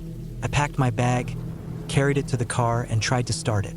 The engine struggled but didn't turn over. I tried again and again, but it wouldn't start. The car had been fine when I drove in. I checked under the hood even though I knew nothing about engines. That was when I noticed the fuel line had been cut. My stomach dropped. Someone had made sure I couldn't leave. Panic crawled through me, but I forced myself to think. The cabin had a landline. I could call for help. I went back inside, lifted the receiver, and listened. Dead. The line had been cut too. Now I was trapped. I spent that entire day inside, locking the door, pulling the curtains closed. I kept the small kitchen knife near me at all times. Every sound outside made me jump. By nightfall, I was exhausted, but fear kept me sharp. I lit only one lamp and stayed in the living room, trying to listen past the pounding in my chest. Sometime past midnight, I heard the steps again, this time circling the cabin. They moved slow, deliberate, scraping against the wooden porch, then crunching leaves as they went around back. My throat felt dry, and I stayed perfectly still. Then the sound of the back door rattling. Someone was testing it. The handle turned softly, then stopped. A pause, then the faint creak of wood as the person moved back to the porch. I stayed awake until the first light came, gripping the knife so hard my hand cramped. When morning came, I checked around the cabin. More footprints in the dirt, clear now, large boots. They circled the cabin, stopped at windows at the back door, and then led off into the trees. I didn't know what to do. I was miles from town, no car, no phone. Hiking out might be the only option, but the woods stretched for miles, and if whoever it was saw me leave, I'd be exposed. That day, I barely ate. I sat by the window trying to keep watch. Hours passed slowly. As night came, I felt dread pressing down heavier than before. The sounds came earlier this time, just after sunset. The same slow steps circling, then tapping on the glass, gentle but enough to send fear ripping through me. I backed away, holding the knife, staring at the window where the sound came. The curtain shifted slightly, like fingers brushing it. Then silence. The hours dragged. Sometimes I heard movement, sometimes nothing. I couldn't tell if he was still there or if he was waiting. When dawn came, I realized I couldn't last like this. I had to try to get out. I filled a backpack with water, some food, and matches. I waited until late morning, then slipped out the door. The forest was still and quiet, but every step I took felt like it echoed. I headed downhill toward where the road had been, moving quickly but trying not to make too much noise. I followed the dirt path, but after a while, I noticed fresh boot prints in the mud ahead of me. My chest tightened. He had been here, maybe was still here. I left the road and cut through the woods, trying to make my way in a straight line. But the trees twisted around me, and the terrain grew uneven. Hours passed, and I realized I was lost. By afternoon, I came across something that froze me in place. A small clearing, and in the center, an old campsite. A fire pit filled with ash, a torn tarp, and empty cans. It looked abandoned, but not long ago. On the ground, I saw a coil of rope and a rusted knife. Nearby, boot prints matched the ones around my cabin. My stomach turned cold. Whoever had been stalking me had camped here. He had been living out here, watching. I backed away quietly, then turned and moved as fast as I dared, not caring if I was noisy. The woods pressed close, shadows deepening as the light faded. I was completely lost by the time darkness fell. I found a hollow beneath a fallen tree and crawled under, pulling branches around me. I stayed there all night, barely breathing, clutching the knife, listening. At one point, I heard him again. Slow steps through the leaves, not far off. He paused, and I thought he was looking for me. Then he moved on. I didn't sleep. When the sky lightened, I crawled out, stiff and trembling. I pushed on, following the slope of the land downhill. After hours, I finally stumbled onto a dirt track. Not the one I had driven in on, but something wider. I followed it, and eventually, after what felt like forever, I saw a small ranger station. I almost collapsed when I reached it. The ranger on duty called for help, and soon sheriff's deputies arrived. I told them everything. They searched the woods, but the man was never found. At the cabin, they found cut fuel lines, the landline torn from the wall, and footprints everywhere. At the campsite, they found signs someone had been staying there for weeks. Food wrappers, a sleeping bag, and a small stash of tools and knives. The deputies told me it wasn't the first time they had heard of strange activity in that area. They thought it might have been someone living out in the woods, watching cabins, waiting for people to be alone. I left that place and never went back. For weeks afterward, I woke at night, hearing phantom footsteps outside my apartment, though no one was there. The image of that man standing in the trees, silent, waiting, has never left me. I survived, but I know how close I came to disappearing into those woods without a trace.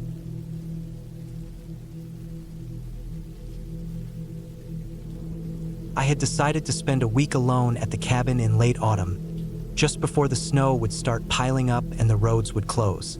The place was about 3 hours away from the nearest town, tucked deep into the woods where the trees stood close together and the dirt road leading to it twisted in narrow turns. I wanted the time away to reset myself, to cut out the noise of work, the constant stress, and the endless connection to my phone. The cabin was old but solid, with a wood stove, 2 small bedrooms, a narrow kitchen, and a single bathroom with water that only worked when the old pump outside didn't freeze. I arrived in the late afternoon. The sky was already pale with the kind of weak light you get when the days are shorter. The cabin sat at the end of a long track, with a small clearing around it and a storage shed a few yards behind. The air smelled like pine and damp leaves, and when I got out of the car, all I heard was the distant creak of branches rubbing in the wind. It felt quiet in the way that makes you notice your own breathing. I unpacked slowly, stacking canned food on the counter, piling blankets on the bed, and carrying in the firewood I had bought on the way. The stove smoked at first but finally drew right, sending a thin trail out the chimney. I lit a lantern and watched the glow settle into the corners of the cabin, softening the rough wooden walls. I thought the quiet would be good for me. The first 2 nights passed without anything unusual. I spent most of the time splitting wood, cooking simple meals, and writing in a notebook I had brought. The air got colder with each day, and I could see frost on the grass in the mornings. The woods had a heavy stillness, almost like they were waiting for snow. I felt cut off but safe. It started on the 3rd night. I woke up around 2 in the morning to the sound of something outside. At first I thought it was wind, maybe a branch scratching across the roof. I lay still, listening. The sound came again. Slow, deliberate crunches on the ground, like footsteps moving in the leaves and dirt. I told myself it was an animal, maybe a deer moving around, but the weight of the sound seemed too heavy, too even, like something with 2 legs. I stayed in bed, holding my breath, listening to the crunching move past the side of the cabin. Paused near the window of the main room. I kept staring at the dark ceiling, trying to convince myself it was nothing. Then the steps moved again, circling slowly, and after a while the sound faded into the woods. The next morning I looked for tracks. The ground was hard with frost, but soft enough that something heavy might have left a mark. I found a line of shallow impressions near the edge of the clearing, leading into the trees. They weren't clear enough to be sure, but they looked spaced like a person walking. My stomach felt heavy. I kept telling myself it was a trick of the ground, that animals sometimes left prints that looked strange, but I couldn't shake the feeling of being watched. That night, I made sure the door was bolted and the windows were latched. I pushed one of the chairs under the doorknob, even though I knew the lock itself was fine. I sat in the main room with the lantern turned low and the fire burning down, listening to the silence outside. Hours passed without anything, and I finally went to bed, still tense. Sometime past midnight, I heard it again. This time the steps were slower, closer, circling right outside. I could hear them stop near the back of the cabin, close to the shed. My heart was pounding so hard I thought it would shake the bed. I reached for the flashlight I kept near me, but I didn't move otherwise. I lay perfectly still, straining to catch every sound. The steps moved again, this time scraping against the back wall of the cabin. I thought I heard the soft creak of the shed door, but I couldn't be sure. I waited for what felt like an hour before the sound finally faded. The next day, I walked out to the shed. The door was slightly open. I never left it like that. Inside, some of the tools were shifted, not missing but moved. The axe I had leaned in the corner was now resting flat against the wall. I stood there, staring at it, trying to make sense of what I was seeing. I couldn't think of any reason an animal would move things like that. I told myself maybe I had left it that way, maybe I just didn't remember, but deep down I knew that wasn't true. Someone had been inside. The rest of the day I couldn't relax. I kept looking out the window at the tree line, half expecting to see someone standing there. I forced myself to go on with normal tasks, chopping more wood, hauling water, cooking, but my hands shook the whole time. The cabin no longer felt safe. That night I didn't sleep. I sat in the chair near the window with the lantern turned low, staring at the door, listening for the faintest sound. Around 3 in the morning, I heard the shed door again. A soft creak, then the sound of something brushing against wood. My mouth went dry. I thought about grabbing the axe, but it was out in the shed. All I had inside was a heavy iron poker from the stove. I picked it up and held it across my lap. The sound outside grew clearer, slow steps moving toward the cabin. They stopped just below the window. I could hear faint breathing, uneven and close. I froze, barely even blinking. After a long moment, the breathing moved away. The steps circled toward the back again. Then silence. When daylight came, I checked the ground again. This time I saw them clearly, footprints. They were definitely from boots, not animals. They circled the cabin, stopped at the window, then went back into the woods. I knew then I wasn't imagining it. Someone was out there watching me, coming back every night. I thought about leaving, but the road out was rough, and if someone wanted to block me or follow me, I'd be trapped. I had no phone service that deep in the woods. The nearest neighbor was miles away. My car was my only way out, but I didn't know if it was safe to even reach it. I spent the whole day barricading. I dragged the heavy table in front of the door and stacked firewood against the windows. I kept the poker near me at all times. I lit the lantern early and sat in the darkening cabin with every muscle tense. That night was worse. The steps came again, circling slower, closer. At one point, I heard the rattle of the doorknob. It turned slightly against the lock, then stopped. My chest was so tight I could barely breathe. The sound moved to the windows, fingers brushing against the glass. The person didn't try to break in, just tested, almost like they were waiting. I stayed awake until dawn, gripping the poker, every sound magnified in my ears. When morning came, I stepped outside, shaking. The footprints were everywhere, circling again and again, overlapping until the ground was a mess of tracks. Whoever it was had spent hours walking around the cabin. By the 6th day, I was nearly broken. I hadn't slept more than a few minutes at a time.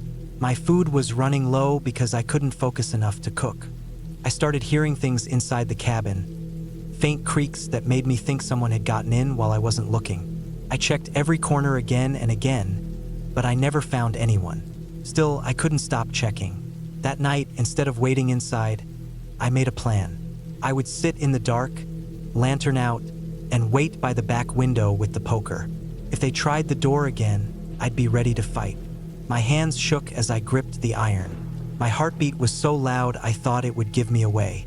Sometime past 2 in the morning, the sound came again. Slow, steady steps circling. They stopped near the back wall. I tightened my grip, holding my breath. The sound of hands brushing against the glass came next, faint tapping. Then a long pause. Suddenly, the sound shifted. Footsteps on the porch. The doorknob rattled hard, the lock holding. Then silence. I waited, tense, until I heard something I hadn't before. The sound of my car door opening outside. Panicked, I rushed to the front window and peered through the crack in the wood I had stacked there. The figure was faint in the dark, but I saw it. Someone standing by my car, bending down like they were checking the tires or trying to open the hood. My stomach dropped. If they disabled the car, I'd have no way out. I couldn't wait any longer. I lit the lantern, grabbed the poker, and shoved the barricade aside. I burst out onto the porch, shouting into the cold air even though my voice cracked and echoed strangely in the empty woods. The figure froze, then bolted into the trees, moving fast and silent between the trunks until I couldn't see them anymore. I didn't chase. I stood there shaking, clutching the poker, staring into the woods that had gone dead quiet. My breath came out in clouds. My skin prickled with cold sweat. I forced myself down the steps to the car. The hood was unlatched, slightly open. My hands trembled as I lifted it. The battery cables had been cut clean through. My only way out was gone. I backed toward the cabin, lantern swaying in my hand, the poker heavy in the other. I shut the door, bolted it, and leaned against the wall, my heart pounding so hard it hurt. I knew then I wouldn't last another night. Whoever it was, they wanted me stuck, helpless, waiting. The next morning, I packed everything I could carry: food, water, the poker, a blanket. I knew the only chance was to hide.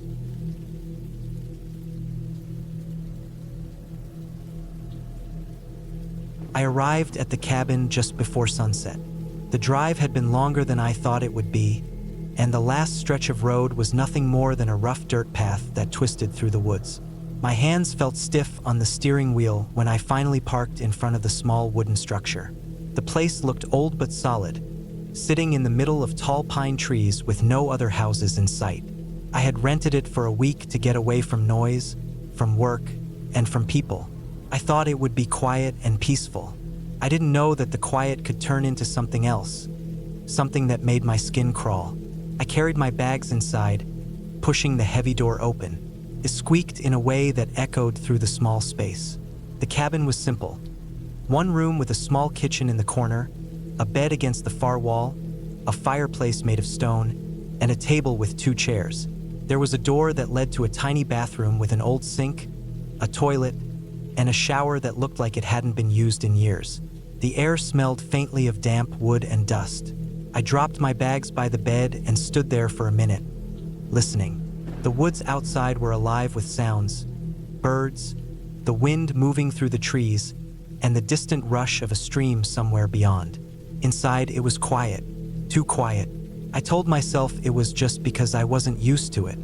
I unpacked slowly, stacking food I had brought on the shelves in the kitchen and folding my clothes into the dresser by the bed.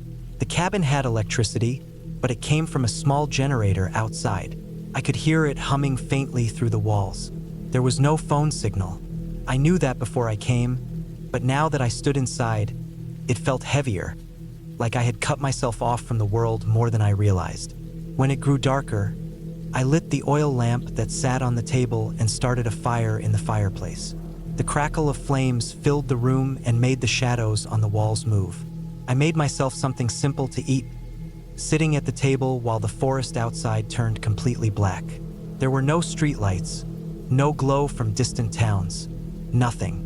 The windows showed only my own reflection and the lamp's light bouncing back at me. By the time I finished eating, it was late. I brushed my teeth in the small bathroom and lay down on the bed. The sheets were cold and the mattress was thin, but I was tired. I pulled the blanket over myself and tried to relax. For a while, I listened to the sounds of the woods. I could hear the wind pushing against the trees, a few branches cracking in the distance, and the occasional hoot of an owl. But then I heard something else. It was faint at first, like a step, a single crunch of leaves, then another. I held my breath and listened harder. It didn't sound like an animal. It was too heavy, too slow, spaced out like footsteps. My stomach tightened as I stared at the ceiling in the dark. I told myself it was probably just the woods playing tricks. Trees creaked, branches fell. Maybe it was a deer moving around. But the sound came again, closer this time, and I was sure it wasn't a deer. I sat up in bed, heart pounding, and turned down the fire so I could hear better. The footsteps stopped. I stayed frozen, ears straining for any noise. For several minutes, there was nothing but the faint crackle of the fire. Then, softly, I heard the crunch again, this time just outside the cabin wall. My hands went cold. I glanced at the door to make sure it was locked. I had locked it earlier, I was sure, but my mind replayed every small action, doubting itself. I forced myself to stay still, listening. Whoever or whatever it was seemed to be moving slowly around the cabin, step by step, circling. I didn't move for what felt like hours, though it was probably only minutes. Eventually, the sound faded into the distance. I kept waiting, but it didn't return. I lay back down but couldn't sleep. Every small sound outside made me jump. I thought about getting in the car and leaving, but the road was rough, and it was pitch black. Driving out there at night felt just as dangerous. I stayed in bed, eyes open, until exhaustion finally dragged me into shallow sleep. When I woke up, the sun was coming through the windows. The world outside looked normal again. The woods were calm, birds chirping, and the cabin seemed safe. I told myself I had let my imagination run wild. Maybe it had been an animal after all. I went outside and walked around the cabin, trying to shake the uneasy feeling. That's when I saw them. Footprints. They were clear in the dirt, shaped like boots, leading up to the side of the cabin and then around the back. My stomach dropped. They were human, not mine. Someone had been walking around the cabin last night. I followed them a little, but they disappeared into the thicker ground where pine needles covered everything. I didn't want to go too far. My chest was tight as I went back inside and locked the door again. The rest of the day, I tried to distract myself. I went for a short walk down to the stream, chopped some wood for the fire, and cooked food. But every time I looked at the tree line, I felt like someone could be standing there, watching. As night came again, the fear came back stronger. I made sure the door and windows were locked. I kept the fire burning higher this time, letting the light fill the cabin. I sat at the table with my lamp lit, trying to read a book I brought, but my eyes kept drifting to the windows. Started the same way. Footsteps, slow, heavy, circling. This time, I grabbed the small axe I had left by the fireplace. My hands gripped the handle so tightly they hurt. I sat there in the flickering light, heart racing, waiting. The sound moved around the cabin, stopping sometimes, then starting again. I imagined someone out there, walking just beyond the walls, testing, waiting. I didn't sleep at all that night. When the morning finally came, I was shaking from exhaustion. I went outside again, and the footprints were there, fresher, more of them this time. Whoever it was had been out there again, circling, watching. I thought about leaving, but I told myself maybe it was just someone passing through, maybe a hunter or hiker. But deep down, I didn't believe that. The way the footsteps circled, slow and deliberate, it didn't feel random. The third night was worse. I tried to stay awake, but at some point, I must have dozed off in the chair by the fire. A sound snapped me awake. Not footsteps this time, something else. A soft rattle at the door handle. My whole body froze. The handle turned slowly, clicking against the lock, then stopped. I held my breath so hard my chest ached. After a long silence, the footsteps started again, moving around the cabin. The fire burned low, and the shadows grew long. Every creak of the wood made me flinch. I clutched the axe in my lap, not moving until the first pale light of dawn touched the windows. When I finally dared to check outside, I saw the door had fresh scratches near the lock, like someone had tried to force it open with something sharp. That was the moment I knew I couldn't stay. I packed my bags in a rush, throwing clothes and food back into them. I doused the fire, grabbed the axe, and went straight to the car. The woods were silent as I shoved my things in the back seat. My eyes scanned the trees constantly, expecting to see someone step out. The engine roared to life, and I pulled out fast, the dirt road bouncing the car hard as I sped away from the cabin. I didn't stop until I reached the main road, and even then, I kept driving for hours, not daring to slow down. I never found out who it was or why they were there. All I knew was that I had been watched, circled, and nearly confronted in that cabin, alone in the woods with no phone signal and no help nearby. If I had stayed one more night, I don't know if the locked door would have been enough to keep me safe.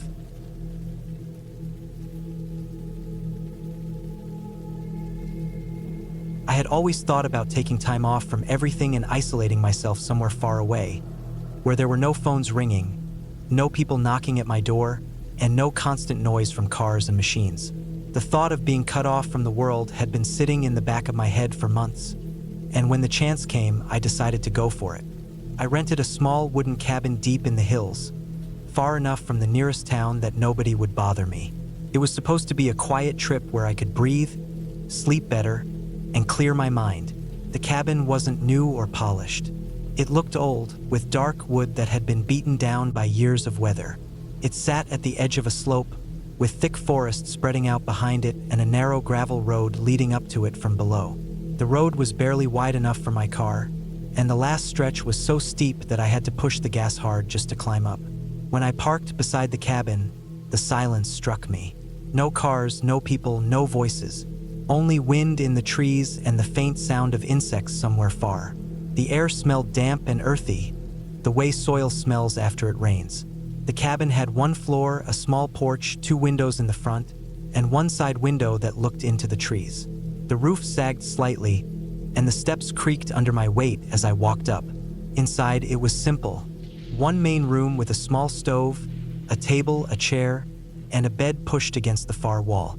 The wooden floor was uneven in some spots. There was no electricity, no running water, no signal on my phone. Only a lantern hanging from a nail and a shelf with some old tools. I had brought my own food, water, and sleeping bag, but I wanted the experience of living as simple as possible. First, it was what I had imagined. The silence felt like a blanket. I spent the first day unpacking and getting used to the space. I stacked my supplies in one corner, checked the locks on the windows, and tested the door. The door was thick and heavy, with a metal latch that looked old but strong. The windows didn't have proper locks, just wooden shutters that could be hooked from the inside. I didn't worry much about it because I thought nobody would bother coming all the way out here. The second day was calm too. I walked around the area, following small animal trails through the trees. The ground was soft with pine needles, and the forest stretched in every direction. I didn't go too far, but I noticed how easy it was to lose sense of where I was. Everything looked the same trees, the same rocks, the same quietness. By the third day, I began to notice things that made me uneasy. Started small. At night, I heard what I thought were animals outside. Twigs snapping, leaves rustling. I told myself it was normal. Deer, raccoons, maybe even a bear. The forest was alive at night, I reminded myself. But what unsettled me was how close the sounds came to the cabin. Sometimes they circled, as if something was pacing slowly around me.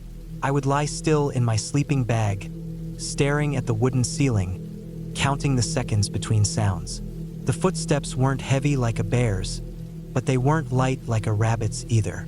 They sounded measured, cautious, as if whoever or whatever it was didn't want me to notice. I kept brushing it off during the day. I would tell myself I was being paranoid. I was alone and silence plays tricks on the mind. But every night, the noises returned. On the fourth night, I swore I heard breathing outside my window. Not the wind, not the forest, but the slow inhale and exhale of someone standing still. My skin went cold. I didn't move. I kept my eyes on the shutter, watching for a shadow or a hand, but nothing came through. Eventually, the sound drifted away, and I forced myself to close my eyes. When morning came, I walked outside and circled the cabin.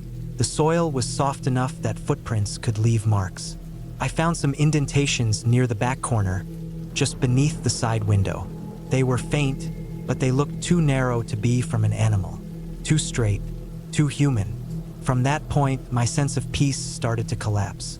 During the day, I tried to keep busy, chopping small wood pieces I found, checking my supplies, and walking around to keep my nerves steady. But I couldn't stop looking over my shoulder. I kept scanning the tree line, half expecting someone to step out from behind the trunks. The fifth night was worse. I had placed my lantern on the table, trying to read a small book I had brought with me. The shadows stretched long across the floor. That's when I heard the crunch again, closer this time. My body froze. I put the lantern out, letting the cabin fall into complete darkness. My ears strained in the silence. Then came the sound, soft steps brushing against the wall. A faint scrape, as if fingers had dragged along the wood. My stomach tightened. I didn't breathe. The footsteps went slowly from one end of the cabin to the other. Then they stopped. I waited for what felt like forever, my muscles tense, until finally I heard them retreat into the distance. The next morning, I checked again. This time, there were clearer footprints in the dirt, leading from the trees straight to my porch and back again. They were the size of a man's boots. From then on, I barely slept. I would sit in the dark, listening, gripping the heavy wrench I had taken from the shelf.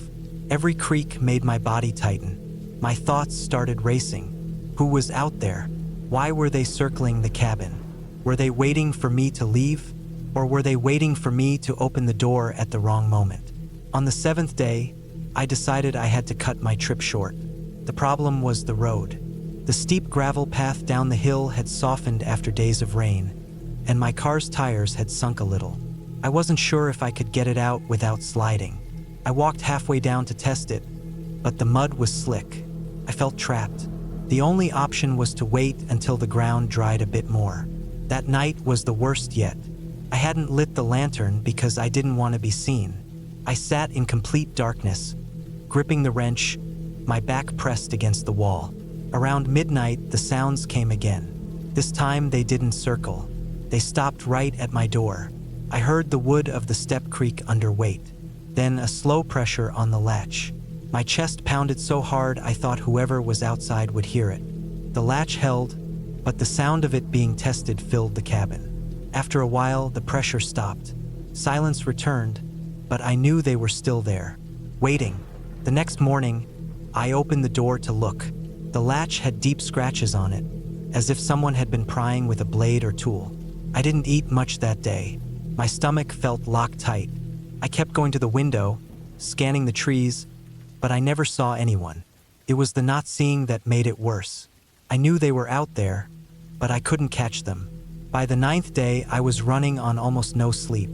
My eyes burned, and my hands shook when I tried to hold anything. I thought about hiking out on foot, but the distance to the nearest town was miles, and the forest was thick. If someone was watching me, I would be exposed the entire way. The cabin at least gave me four walls, even if they felt thinner every night. That night, I tried something different. I stacked some of the heavier furniture against the door, the table and chair, just to give myself a small sense of security. I sat by the window with the wrench. Hours passed. Then I heard it again, the steps.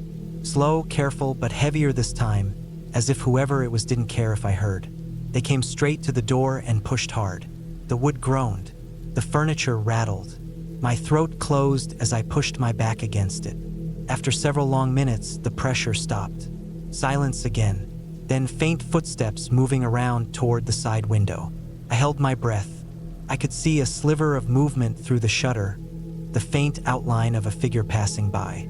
My heart was pounding so loud it made my ears ring. After a long time, the figure drifted back into the forest. When morning came, I knew I couldn't last another night. I packed my bag, grabbed what I could carry, and went to my car. The tires were still sunk, but I forced the engine, rocking the car back and forth until the wheels caught enough grip to climb out of the mud. My hands were sweating on the wheel, my eyes darting to the trees as I drove down. Every bend in the road felt like a trap waiting to spring, but nobody appeared. It took nearly an hour to reach the main road, and only when I saw another car in the distance did my chest loosen. I didn't stop driving until I was back in town, surrounded by noise and people again. When I returned the cabin keys to the man who had rented it to me, I didn't explain much. I just told him I had left early. I didn't mention the footsteps, the scratches, or the figure in the trees. I didn't want to explain it because I wasn't sure I could. But I know what I heard. I know what I saw in those faint outlines at night. Someone had been watching me, circling me, waiting. I never saw their face, never knew their reason, but I know they were there. And I know if I had stayed one more night, they would have found a way in.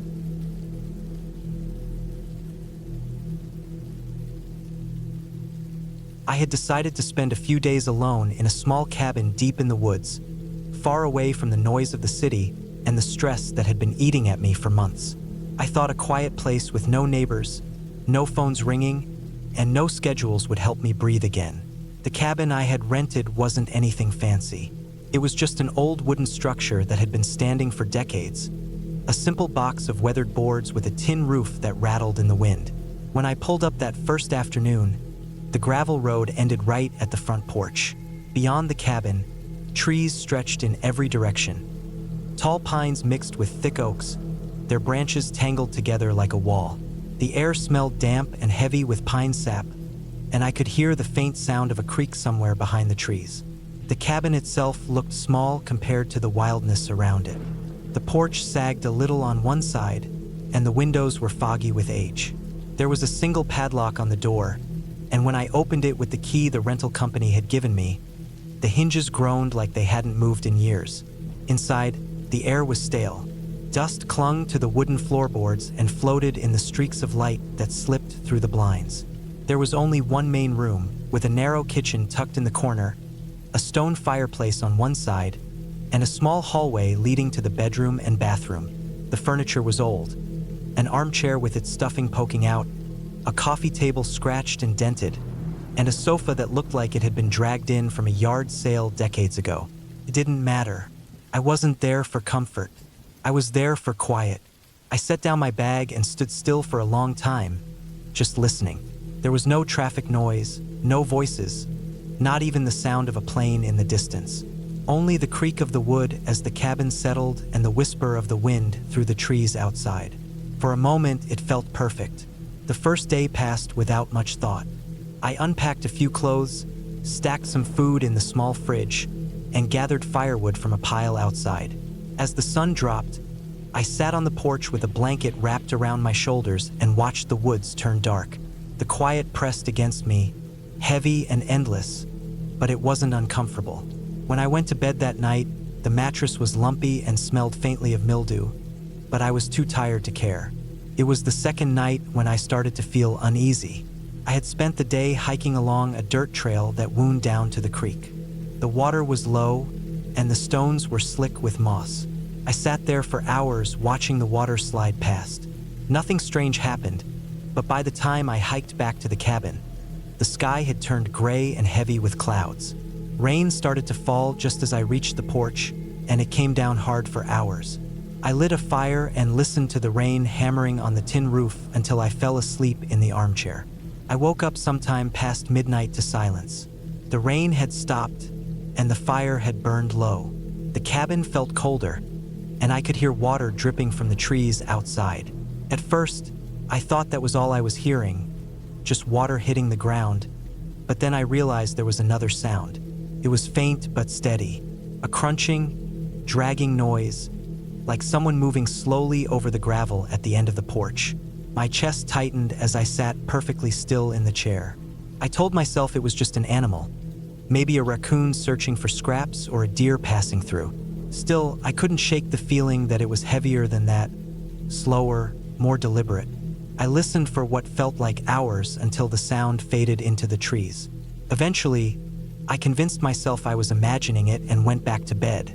The next morning, I found footprints near the gravel drive. At first, I thought they were mine, but when I crouched down to look closer, I saw they weren't. They were larger and deeper, pressed into the soft mud. The shape wasn't clear enough to see what kind of shoes had made them, but they weren't boots like mine.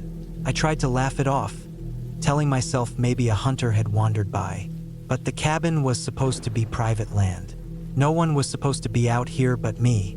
That day I couldn't relax. Every sound in the woods seemed sharper, louder. Twigs snapping in the distance made me freeze. The breeze moving through the leaves sounded like whispers. I kept looking over my shoulder, certain I'd see someone standing at the tree line. But every time there was nothing. By evening, I had decided I was being paranoid. The isolation was playing tricks on me. I forced myself to cook a small meal, and I sat at the kitchen table with the lantern glowing weakly above me. Outside, the forest had gone black again, the kind of black that swallows everything. That's when I heard it. Footsteps on the porch.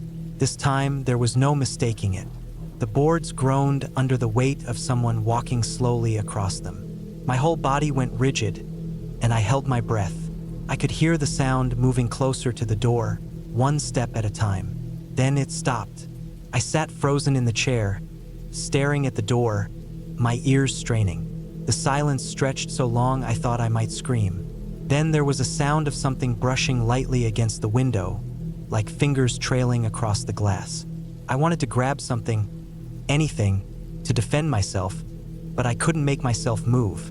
After a while, the sound faded, and the porch creaked again as the steps moved away. I didn't sleep at all that night. In the morning, I checked the porch. There were smudges on the window, faint but there, long streaks across the dirty glass. I told myself it could have been branches blown by the wind, but deep down I knew better. I wanted to leave, but the cabin was miles down a single-lane gravel road, and my car was low on gas. The nearest station was nearly an hour away. I decided to wait one more day, though every nerve in my body told me not to. That night, I locked the door, shoved a chair under the handle, and sat awake with the fire burning. The woods were silent, too silent, as if everything living out there had hidden away. Hours passed with nothing but the pop of the fire. Then, just as I felt my eyes start to close, there came a new sound, metal scraping on metal. It was the back door. The cabin had a second entrance in the small kitchen, one I hadn't even used. The lock on it was old, just a thin latch. I could hear it rattling, slow and careful, as if someone was trying to ease it open without making noise. My chest pounded so hard I could barely breathe. I grabbed the fire poker from the hearth and crouched near the bedroom doorway, every muscle trembling. The scraping stopped, then the sound of footsteps retreating into the woods. At dawn, I checked the back door. The latch was bent, pulled hard enough that the wood around it had splintered. Whoever it was hadn't gotten in, but they had tried. That was enough for me. I packed my bag in less than 5 minutes, threw it in the car, and didn't look back as I drove down the gravel road. By the time I reached the main highway, my hands were still shaking on the wheel. I didn't stop until I was back in the city, surrounded by noise and people. I told myself I'd never go back to a cabin alone again, and I haven't, because someone was out there that night watching, waiting, and they wanted in.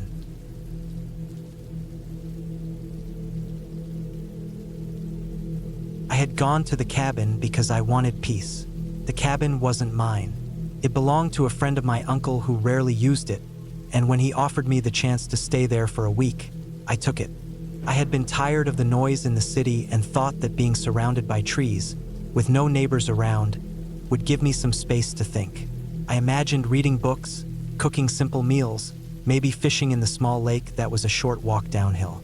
I wasn't expecting much excitement, and I wasn't looking for any either. The cabin was simple.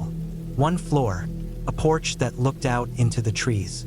The inside had a small kitchen, a living room with a couch and a wood stove, and a short hallway that led to a bedroom and bathroom. The walls were plain wood, and the windows were single-pane glass. They had thin locks that didn't look like they would stop anyone determined to get in. I noticed that the first night, but I brushed the thought away. Out here, miles from the nearest small town, who would even bother coming by? The first 2 nights were calm. I spent the days walking through the trees, collecting branches for firewood, and sitting by the lake. The air was fresh and quiet, and the only sounds I heard were birds, squirrels, and the wind moving through the trees. At night, the cabin creaked a little as the wood cooled, but it didn't bother me. I locked the front door, made sure the back door latch was set, and then went to sleep without much thought. On the 3rd day, things started to feel off. It was late afternoon, and I had been down at the lake. I carried a small backpack with water, a flashlight, and a folding knife that I always brought on hikes, even short ones. The trail from the cabin to the lake wasn't long, maybe 15 minutes, but it was enough to feel alone and cut off. When I came back up to the cabin that day, I noticed something small that made me pause. The cabin door was shut, but the curtain on the side window was pulled back just slightly. I had left it closed before I went out. At first, I told myself it must have been the breeze through the thin glass when I opened or closed the door earlier. Maybe the curtain just shifted. I wanted to believe that, so I unlocked the door and went inside without looking too long at it. The cabin looked normal inside. My backpack from the morning was where I had left it, my boots by the wall. The book I had been reading was still on the small table near the couch. Nothing seemed out of place. Still, I had a strange feeling as I walked from room to room, as if someone had been there. The air didn't feel the same. It felt unsettled, like when someone leaves a room just before you enter. That night, I double-checked all the locks. I even pushed a chair against the front door. I told myself it was silly, but I still did it. When I finally went to bed, it took me longer than usual to fall asleep. I woke up several times to small sounds.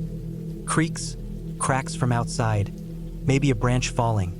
But each time I told myself it was nothing. The next morning, I walked outside onto the porch, and that was when I saw them. Footprints. They were faint, pressed into the dirt near the side of the cabin, leading toward the back. They weren't mine. They were longer, wider, and heavier. I crouched down and looked at them for a long time. The soil was soft enough to show clear edges, and they weren't old. The tread was from boots, not sneakers, and they led right up to the back of the cabin before circling away into the trees. I felt my stomach sink. Someone had been around the cabin the night before, maybe even while I was sleeping inside. I thought about leaving right then, packing up and driving back to town. But I also thought that maybe it was a hunter passing through, maybe even the man who owned the land. Still, I couldn't shake the thought that whoever it was had come close enough to the windows and doors to look in. The day passed slowly after that. Couldn't relax. Every small sound outside made me look up. I stopped reading, stopped relaxing, and just kept checking the windows every few minutes. As evening came, I carried in more firewood, filled a pot of water, and made sure everything inside was in order. The sun went down, and I sat by the wood stove listening. Around midnight, I woke up to a sound. Not the usual creaks or wind. It was sharper, metal. I lay still in bed, holding my breath, listening. The sound came again. The faint scrape of metal on metal, like someone trying to move a lock carefully, came from the back door. I stayed frozen. My heart was pounding so hard I could hear it. The sound lasted for maybe a minute, then stopped. I waited in silence, straining to hear more, but nothing followed. No footsteps, no door opening, just silence. I didn't sleep again that night. I lay awake, staring at the dark ceiling until morning light started to filter in through the thin curtains. When I finally got up, I went straight to the back door. The handle had scratches near the lock, fresh ones. Someone had definitely tried to force it. That was the moment I knew this wasn't random. Someone was trying to get in. I spent the whole morning thinking about what to do. I had no cell service in the cabin, not even on the hill near the lake. The nearest small town was about 40 minutes by car, and I could leave, but something in me hesitated. I didn't like the thought of someone pushing me out, and I thought maybe if I just stayed alert, I could manage until the end of the week. I started keeping the knife on me at all times, even inside the cabin. I also found an old hatchet near the woodpile outside and kept it by the couch. That night, I didn't sleep in the bed. I dragged a blanket onto the couch so I could see the front door and part of the porch through the window. I stayed awake as long as I could, listening, staring at the glass. Around 2 in the morning, I heard it again. Not the back door this time, but the front porch. Slow steps, boards creaking under weight. I gripped the hatchet and froze, not moving a muscle. The steps moved closer, stopping just outside the front door. I could see a shadow move across the thin curtain on the window, the shape of a person standing there, looking in. They didn't knock, didn't speak, just stood. After what felt like forever, the shadow shifted, and the steps creaked again as the person walked off the porch and back into the trees. I didn't move until the sun started to rise. The next morning, I checked outside. More boot prints, circling the cabin, pausing near windows, stopping at the porch. The sight made my chest tighten. Whoever it was had been studying the cabin, checking every side, waiting. By then, I knew I had made a mistake staying. I should have left the day before, but instead of packing right away, I waited. I don't know why. Part of it was fear of going outside, of walking across the open yard with no cover. Part of it was hope that maybe if I stayed quiet inside during the day, the person would lose interest. But they didn't. That night, things escalated.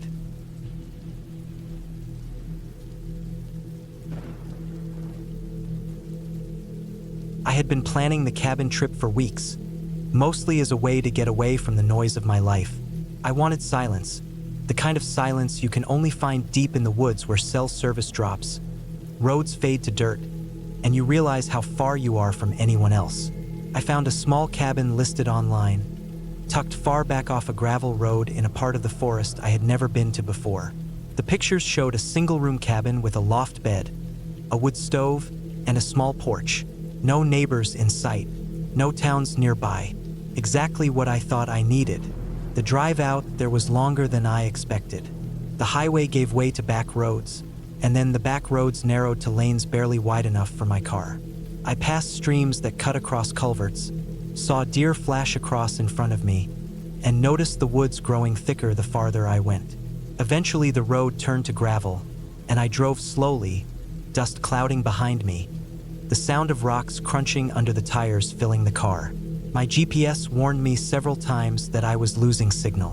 When I finally turned down the last dirt track, the trees formed such a dense tunnel overhead that the afternoon light dimmed, and I felt as though I were driving into something much deeper than just a forest. The cabin looked exactly like the photos, but smaller somehow. It was simple, with rough wooden siding, a tin roof, and a porch that sagged slightly in the middle. The woods crowded right up to the edge of the small clearing, like the trees were pressing in around it.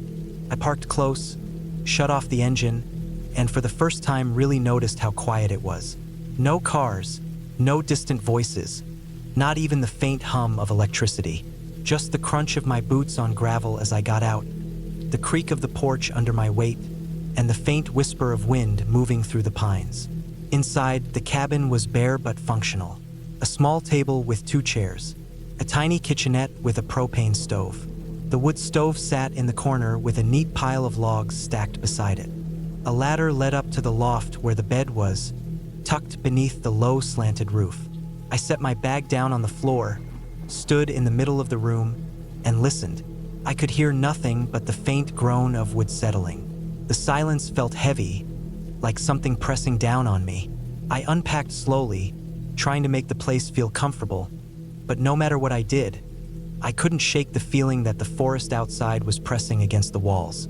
The single small window let in a rectangle of pale light, and beyond it the trees stood close, dark, unmoving.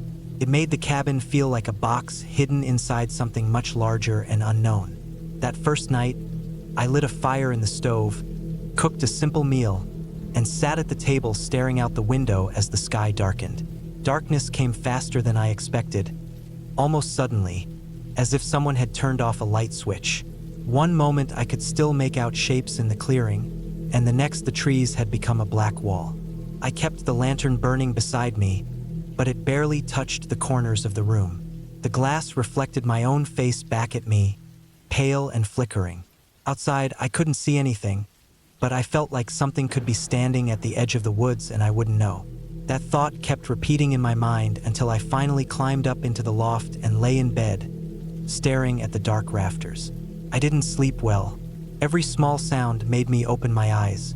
The creak of the wood stove cooling, the faint scratch of branches against the roof. Once, I thought I heard something outside on the porch, a faint step, followed by silence. I held my breath and listened, but there was nothing more. Eventually, I drifted into shallow sleep, waking often, my heart quick to pound at every noise. The next morning, light came through the small window, and for a while, I laughed at myself for being so uneasy. It was just the silence. I wasn't used to it. I stepped outside onto the porch, the boards cold under my bare feet, and looked at the woods in daylight.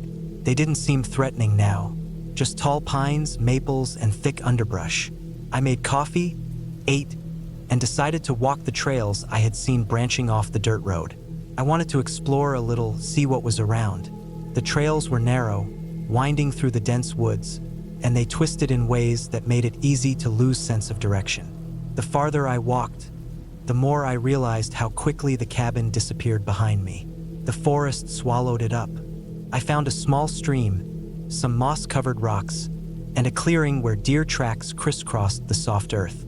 It was beautiful, quiet, but the kind of quiet that reminded me just how alone I was. At one point, I stopped and stood still, listening. There was no sound of people, no dogs barking, no cars in the distance. Only wind moving through the trees and the occasional call of a bird. It made me feel small, like I had stepped outside the edges of the world I knew. Back at the cabin, I chopped some firewood, prepared another simple meal, and tried to read a book I'd brought. But as evening approached again, I felt that same unease returning. The shadows stretched across the clearing, the woods darkened, and I couldn't shake the thought of how close everything was. I double-checked the lock on the door, though I knew it was only a simple latch. As I climbed into the loft again that night, I felt the air grow heavier. It wasn't just fear of the dark. It was something about how the dark seemed to lean against the cabin walls. That night, I woke suddenly to a sound, a distinct creak like weight pressing on the porch boards. My heart hammered. I lay still, listening, every sense straining. The sound came again, closer to the door. I wanted to tell myself it was just an animal, maybe a raccoon, maybe a deer wandering too close. But then I heard another noise, a faint scrape, like fingers brushing wood. My throat went dry. I stayed still for what felt like an hour, my muscles tight, until finally the sounds faded, replaced only by the rustle of trees. I didn't sleep after that. I lay awake until light seeped into the room again. In the morning, I told myself again it had to be an animal. Maybe the firewood stack shifting. I forced myself to believe that, but when I stepped out onto the porch, I saw marks on the boards. Long, thin scuffs that didn't look like claws. They looked more like shoe marks. My stomach tightened. I scanned the tree line, half expecting to see someone there, but the woods stared back blankly. The day passed slowly. I tried to distract myself by hiking again, but I couldn't shake the feeling that I wasn't as alone as I thought. I kept looking over my shoulder, stopping suddenly to listen. Once, I thought I heard something move in the underbrush behind me, but when I turned, nothing was there. The woods were too dense, too good at hiding things. By the time I returned to the cabin, my nerves were frayed. I locked the door earlier that evening, lit the lantern, and kept the fire going hotter than before just for the comfort of the crackling sound. That night, the sounds came back. Footsteps on the porch, slow, deliberate. The faint creak of weight near the door. I gripped the handle of the axe I had left by the bed, my palms sweating. The noises lingered for a long time, sometimes fading, sometimes returning. Once, I thought I heard the faintest sound of breathing through the cracks in the wall. My chest tightened so much I thought I might choke. I didn't move until dawn, when the sounds were gone again. When I finally opened the door in daylight, I found more scuffs on the porch. The wood around the latch was scratched, like someone had tried to pry it. Not an animal. Someone had been there. Someone was watching me, waiting until night to come close. The silence of the forest no longer felt peaceful. It felt like a weight pressing in, covering whatever was out there. I decided then I couldn't stay. The cabin was too isolated, too easy for someone to watch without being seen. I packed quickly, shoving my things into my bag. I stepped out onto the porch, scanning the woods, and felt the hair on my neck rise. The tree line was still, but I couldn't shake the feeling that eyes were on me from somewhere in that darkness.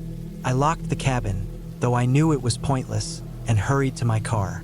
The engine roared louder than I expected, shattering the silence, and I drove down the dirt road fast, dust flying behind me, not once looking back. It wasn't until I reached the main road miles away, where the trees thinned and I could see open land again, that I let myself breathe fully. My hands were still tight on the steering wheel. I realized then just how vulnerable I had been in that cabin, surrounded by endless woods with only thin walls between me and whoever had been outside. It wasn't ghosts or strange creatures that scared me. It was the thought of someone out there watching, waiting, with all the time and cover the forest could give them. I never went back to the cabin.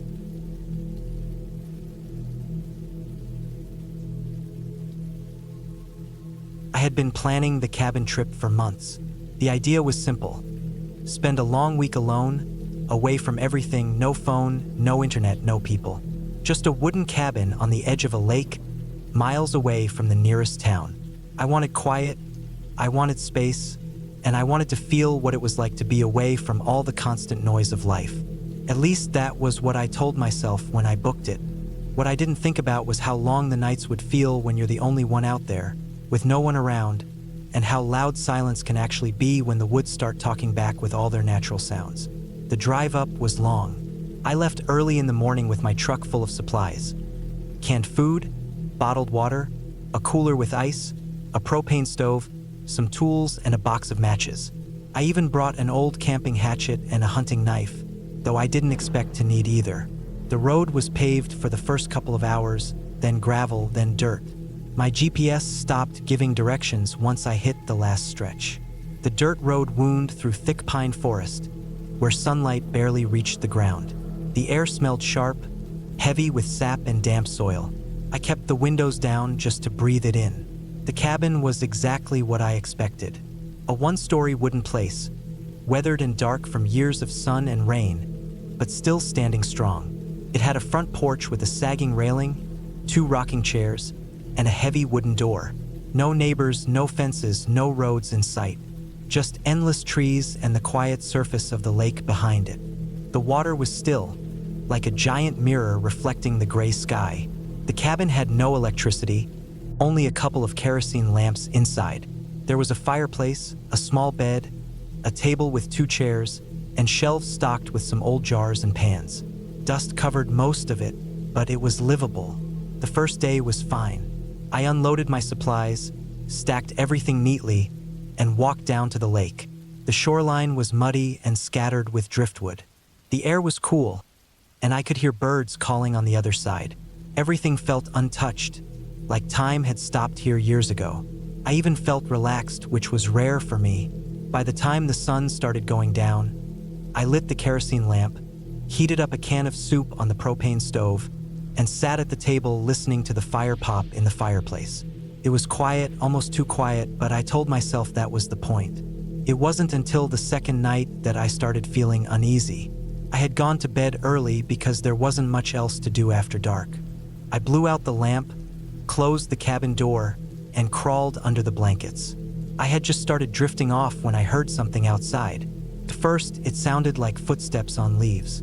Not fast, not loud, just slow and careful, circling around the cabin. I froze. I told myself it was probably an animal. Maybe a deer, maybe a raccoon. But the sound kept going, moving around the back, then pausing, then shifting again. I didn't move for what felt like an hour. I stared at the black ceiling, holding my breath. Eventually, the sound stopped, and I convinced myself it was nothing. I finally drifted off, though lightly, waking at every creak. The morning felt normal again, almost like I had imagined the whole thing. I walked around the cabin outside, looking for tracks, but the ground was hard and dry near the porch. Closer to the woods, I did see some faint impressions in the dirt, but they weren't clear enough to tell what made them. Too big for a raccoon, not sharp enough for a deer. More like the flat bottom of a boot. But I shrugged it off. Probably just old marks from whoever used the cabin last. The day was quiet again, but I couldn't shake the feeling from the night before. I kept catching myself looking over my shoulder when I walked to the lake or when I gathered firewood. The forest seemed thicker somehow, like it was watching me. By the time the sun went down again, I was already nervous. That night, the sounds came back. This time, I was sure it wasn't an animal. It was the distinct crunch of a footstep on dry leaves, the soft snap of a twig. It circled the cabin slower than before, like whoever it was wanted me to know they were out there. I lay in bed again, stiff, listening to every move. At one point, I swore I heard the faint creak of the porch step. I gripped the hunting knife under my pillow so hard my hand went numb. My chest was tight, my heart beat loud in my ears. I didn't move, didn't breathe, just waited. After what felt like forever, the sound stopped again. But this time, I didn't sleep at all. I stayed awake until the first light came through the cracks in the walls. The third day, I was exhausted, but my nerves were sharper. I checked the porch again, and this time I saw it. A clear footprint in the dirt just off the bottom step. Not an animal, a boot. The print faced the cabin, toes pointed toward the door. My stomach dropped when I saw it. Someone had been right there, only a few feet away from me while I lay inside pretending to sleep. I should have packed up then and left, but part of me didn't want to admit I was scared. I told myself maybe it was a hunter, maybe someone passing through. I tried to stay calm, but I couldn't shake the thought that whoever it was hadn't knocked, hadn't called out, hadn't left a note. They had just circled the cabin in silence, standing at the door in the middle of the night. That didn't feel like someone passing through. That felt like someone waiting. That afternoon, I decided to stay inside. I kept the hunting knife on the table and the hatchet leaning against the wall. I checked the windows, though they didn't lock well. The door had a simple latch, nothing strong. I thought about barricading it, but that would have made it obvious I was scared. Instead, I sat by the window with the lamp unlit, watching the tree line as the sun went down. That night was the worst. The sound started earlier, before I had even gotten into bed. The same slow steps circling, crunching leaves, snapping twigs. This time, they didn't stop. Whoever it was kept pacing around, sometimes close, sometimes farther back. At one point, I heard a scrape against the wall, like a hand dragging along the wood. Another time, I heard what sounded like someone trying the back window, pushing against it gently. I sat in the dark with my knife in one hand, my hatchet in the other, shaking so hard my teeth rattled. Every creak of the floorboards, every gust of wind against the cabin made me flinch. Hours passed like that. My throat was dry, my eyes burned, my body tense and sore from holding still. At some point in the middle of the night, there was a sudden loud bang on the door, like someone had kicked it once, hard. I nearly dropped the knife. I held my breath, waiting for the door to swing open, but it didn't. Silence followed, heavier than before. I sat frozen until the first gray light of morning finally came. When I opened the door after sunrise, the footprint was back, clearer than ever. This time, there were more. They circled the cabin, crossing each other, stopping near the windows. I walked the perimeter slowly, my stomach twisting with every print I found. They weren't random. They were deliberate. Someone had walked around the cabin for hours, stopping, watching, testing. That was enough for me. I packed up my things in a rush, tossing cans and clothes into bags, shoving them into the truck. My hands were shaking so badly I kept dropping things. I didn't care. I just wanted to leave. The only problem was the road out. The dirt road was narrow, and I had a sudden thought. What if someone blocked it? What if I turned a corner and found a tree dragged across, or a truck parked sideways? The thought made my stomach churn, but I couldn't stay here. I started the truck and pulled out, eyes darting to the trees. The forest was too quiet, the kind of quiet that felt staged, like everything was holding its breath. I drove faster than I should have on the narrow road, bouncing over ruts, branches scraping the sides. Every time I glanced in the mirror, I expected to see someone stepping out of the woods. It took nearly an hour to reach the first gravel stretch. When I hit it, I finally let out the breath I'd been holding. My shoulders sagged, my grip loosened on the wheel. But as I glanced down, I noticed something that made my blood run cold. On the back window of the truck, smeared into the dust, were 4 long streaks, like the drag of someone's fingers across the glass. Fresh, not there when I loaded the truck. I didn't stop driving until I was back on the main highway, surrounded by other cars, other people, the noise of civilization. I checked the back again at a gas station miles away, and the streaks were still there, faint but real. That was the last time I ever went looking for silence in the woods.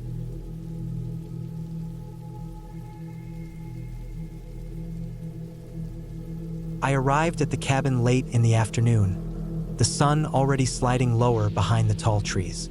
The place sat back from the gravel road about 50 yards, hidden enough that if you didn't know it was there, you'd probably pass by without ever noticing. The wooden roof looked weathered, darkened by years of rain and snow, and the small porch sagged slightly at the corners. There was no sign of anyone around. It was quiet in the way only deep woods can be quiet, with just the faint rustling of leaves and the occasional caw of a crow far off. I had rented the cabin for a week. The idea was to get away from people, away from my phone and work, and spend some time alone. I thought it would be relaxing, maybe even good for me. The cabin wasn't new, not polished or modern like the kind you see in vacation ads. It was more like a hunting shack, just big enough for 1 or 2 people.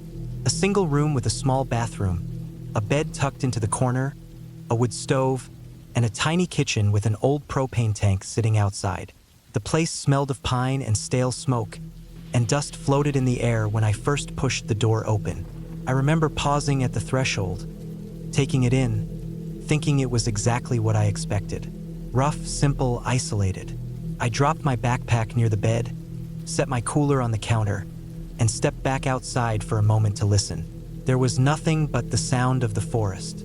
I thought it felt peaceful then. I spent the first hour unloading supplies from the car. I had brought food, bottled water, some firewood, a hatchet, a flashlight, batteries, and a sleeping bag. The cabin had a bed frame with an old mattress, but it looked thin and smelled musty, so I planned to sleep in the bag on top of it. There was no electricity except for a small solar-powered light fixture near the kitchen window, but I didn't trust it to last long. The bathroom had plumbing, but the water came from a tank outside that needed to be pumped, so I tried not to use it unless necessary. That first evening was uneventful. I cooked a simple meal on the gas stove, ate while sitting on the porch steps, and watched the woods grow darker. The air turned cooler quickly, and by the time the last streaks of sunlight were gone, the forest around me had swallowed all color. The black shapes of trees stood in silence, and I could hear nothing beyond the sound of insects. I went inside, locked the door, and lit a lantern. I wrote in my notebook, read for a while, then turned in early. That night, I woke up once to a faint noise outside. At first I thought it was just the trees moving in the wind, but when I listened closer, it sounded like soft crunches on the gravel path. They came slow, spaced apart, almost like footsteps. I held my breath and waited. After a few minutes, the sound stopped. I told myself it was probably an animal, maybe a deer, and tried to go back to sleep. I eventually did, though I remember it took longer than it should have. The next morning, I stepped outside and walked around the cabin. The ground was damp with dew, and I noticed faint impressions in the dirt near the edge of the clearing. They looked like boot prints, not animal tracks. The shape was clear enough, pressed into the soil where the ground held moisture. They led from the gravel drive toward the side of the cabin and then back again into the woods. I crouched down, staring at them for a long while, before telling myself they could have been old. Maybe from the last person who stayed here. Still, the thought stuck in my head. I tried to shake it off by keeping busy. I spent the day stacking firewood, hiking along a nearby trail, and cooking lunch outside on a small camping stove I'd brought. The air smelled fresh, pine and damp earth, and the forest was thick with undergrowth. But even while I walked, I couldn't get rid of the nagging thought that someone had been close to the cabin the night before. Every time a branch cracked in the woods, I froze and scanned the trees, half expecting to see someone standing there. By late afternoon, I felt restless, like I couldn't sit still. I kept glancing at the tree line, checking the porch, checking the lock on the door, even though I knew I'd already turned it. When evening came, I built a fire in the wood stove inside the cabin and cooked a heavier meal than usual. The crackle of the fire and the smell of the food gave me some comfort, enough that I began to feel foolish for letting myself worry so much. I reminded myself I was miles from the nearest town, and it wasn't like people just wandered around out here. That night, though, I woke again. This time it wasn't footsteps I heard, but the soft rattle of the doorknob. I opened my eyes in the dark, my heart pounding, and just listened. The knob moved faintly, like someone was testing it. I sat up slowly, trying not to make a sound. The lock held, and after a few seconds the sound stopped. I didn't move for nearly an hour, straining to hear anything else. There was nothing but silence after that. In the morning, I walked to the door and checked. The knob was scratched, faintly, like it had been twisted with force. I looked around the clearing, scanning the trees, but saw nothing out of place. The boot prints near the edge of the woods seemed fresher now, though I couldn't be sure if I was imagining it. The rest of the day passed in a haze of unease.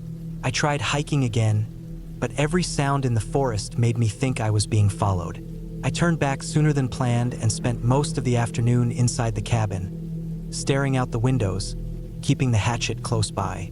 The silence that had felt peaceful the first day now felt heavy, pressing down, broken only by small noises that made me flinch.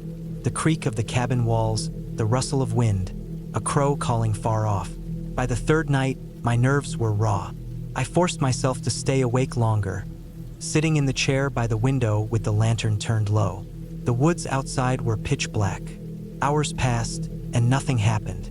I started to think maybe I had worked myself up for no reason. Around midnight, I finally lay down, still in my clothes, the hatchet within reach. I don't know how long I slept before waking again, but this time I opened my eyes to the faint sound of gravel shifting outside. My chest tightened, and I turned slowly toward the window. The lantern had gone out, and the room was black except for faint moonlight. I crept to the window and peered through the glass.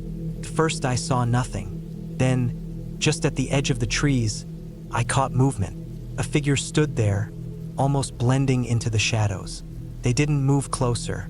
They just stood there, facing the cabin. I froze, hardly breathing. After what felt like minutes, I blinked, and the figure was gone, swallowed by the dark. I didn't sleep the rest of that night. I sat with my back to the wall, staring at the door until morning light crept through the window.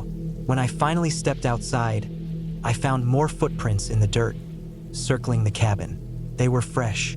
At that point, I considered leaving, packing my things and driving back to town. But I had convinced myself I might be overreacting. Maybe it was just some hunter or local wandering by. Maybe it was nothing. I told myself that over and over.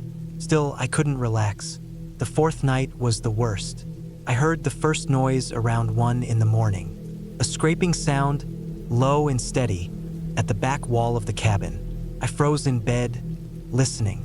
It sounded like metal against wood, dragging slowly. Then silence. I sat up, gripping the hatchet, my ears straining. A few minutes later, a thump came from the side wall, like someone bumping it from outside. My skin went cold. I stayed awake the rest of the night, every muscle tight, waiting. There were more noises, light knocks on the wall, faint steps in the dirt, the brush of something against the window. Whoever it was, they were moving around the cabin in the dark, circling, testing. They never tried the door again, but they didn't leave either. When dawn finally came, I stepped outside, exhausted. The ground was marked everywhere with prints, more than I had seen before. They circled the cabin, crossed back and forth near the windows, paused near the door. Whoever it was had been close, inches away from where I lay inside. That was the morning I decided I had to go. I packed quickly, shoving everything into my bag without care. I carried it to the car, loaded it, and slammed the trunk shut. My hands were shaking. I started the engine, and the sound broke the silence of the clearing. For a moment, I just sat there, staring at the tree line, half expecting to see someone step out. But the woods stayed still. I put the car in gear and drove down the gravel road, the cabin shrinking behind me. My heart didn't stop pounding until I reached the main road miles away. I didn't look back. Later, when I stopped at a gas station in the nearest town, I finally felt like I could breathe again.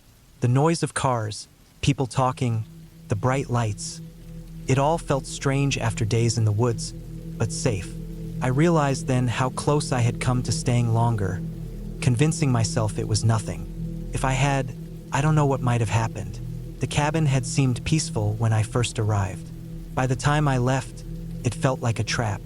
I don't know who was out there in the woods or what they wanted. I just know they were there, watching, circling, waiting, and I was alone.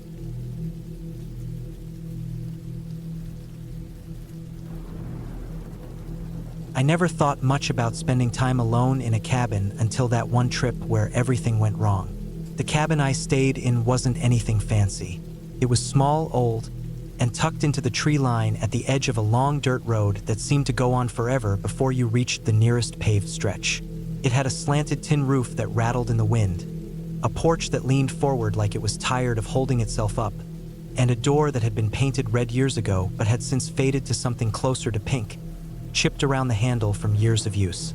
I had gone there because I wanted some quiet. I had been working long hours in the city, stuck around traffic and noise every single day. I thought a few nights out there might clear my head. The cabin belonged to a distant cousin who rarely used it, and he had told me I could borrow it whenever I wanted as long as I locked up after myself. I had imagined mornings with coffee on the porch, afternoons reading in the quiet woods, and nights stretched out on a couch listening to nothing but crickets outside. That was how it was supposed to go.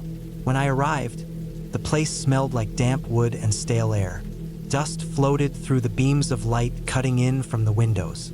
There was a faint smell of mice somewhere in the walls, but nothing unusual for an old place that sat empty most of the year. I opened the windows to let in fresh air and unpacked what little I had brought. Some clothes, canned food, and a sleeping bag since I didn't trust the bed mattress that had been sitting there for years. The first day was easy. I walked a little ways down the trail behind the cabin, saw some deer tracks, and came back before sunset. I cooked a can of beans on the small propane stove in the kitchen and sat on the porch until the light drained from the trees. The quiet felt heavy but not unpleasant. It was the kind of silence you don't get in a city, the kind that makes you notice your own breathing. When night came, I laid out my sleeping bag on the old couch and stared at the ceiling until I dozed off. The second day passed much the same, but small things started to feel different. Around noon, I noticed a branch had been snapped low to the ground at the edge of the trail. I had walked past that same spot the day before, and I was certain the branch hadn't been broken then. I told myself it could have been an animal, a deer brushing through, maybe a bear if they came through that part of the woods. Still, the sight of the fresh break stuck in my mind longer than it should have. Later in the afternoon, I found the back door latch bent slightly out of shape. The back door of the cabin didn't even lead to a porch, just a small set of wooden steps down into weeds and dirt. I hadn't touched that latch since I arrived, but when I pushed the door closed, it didn't catch as firmly as it had before. I tested it several times, telling myself the wood must have swelled or shifted, but it made me uneasy enough that I dragged a chair across the floor and wedged it under the knob before I went to bed that night. That was the first night I woke up cold with the sense that something wasn't right. It must have been around 3 in the morning. The woods were so dark outside the window that the glass looked like a solid wall. I didn't hear anything at first, just the creak of the old cabin settling. But when I sat up in the sleeping bag, I thought I caught the faintest sound of gravel shifting, like footsteps pressing down lightly on the dirt outside. I held my breath and listened harder, but the sound didn't repeat. After a long stretch of silence, I finally laid back down, though I didn't fall asleep again until dawn crept through the trees. The next morning, I checked around the cabin. My boots left clear prints in the dirt near the steps, and beside them were other indentations I couldn't explain. They weren't animal prints. They looked like the edges of shoe soles pressed halfway into the ground. I crouched down and touched one, feeling how sharp the outline was, as if whoever had left it had been standing there not long ago. The thought made the skin on my arms tighten. I spent that day restless. I tried reading the paperback I'd brought, but I couldn't focus on a single page. Every sound outside made me glance up. When the wind rattled the tin roof, I flinched.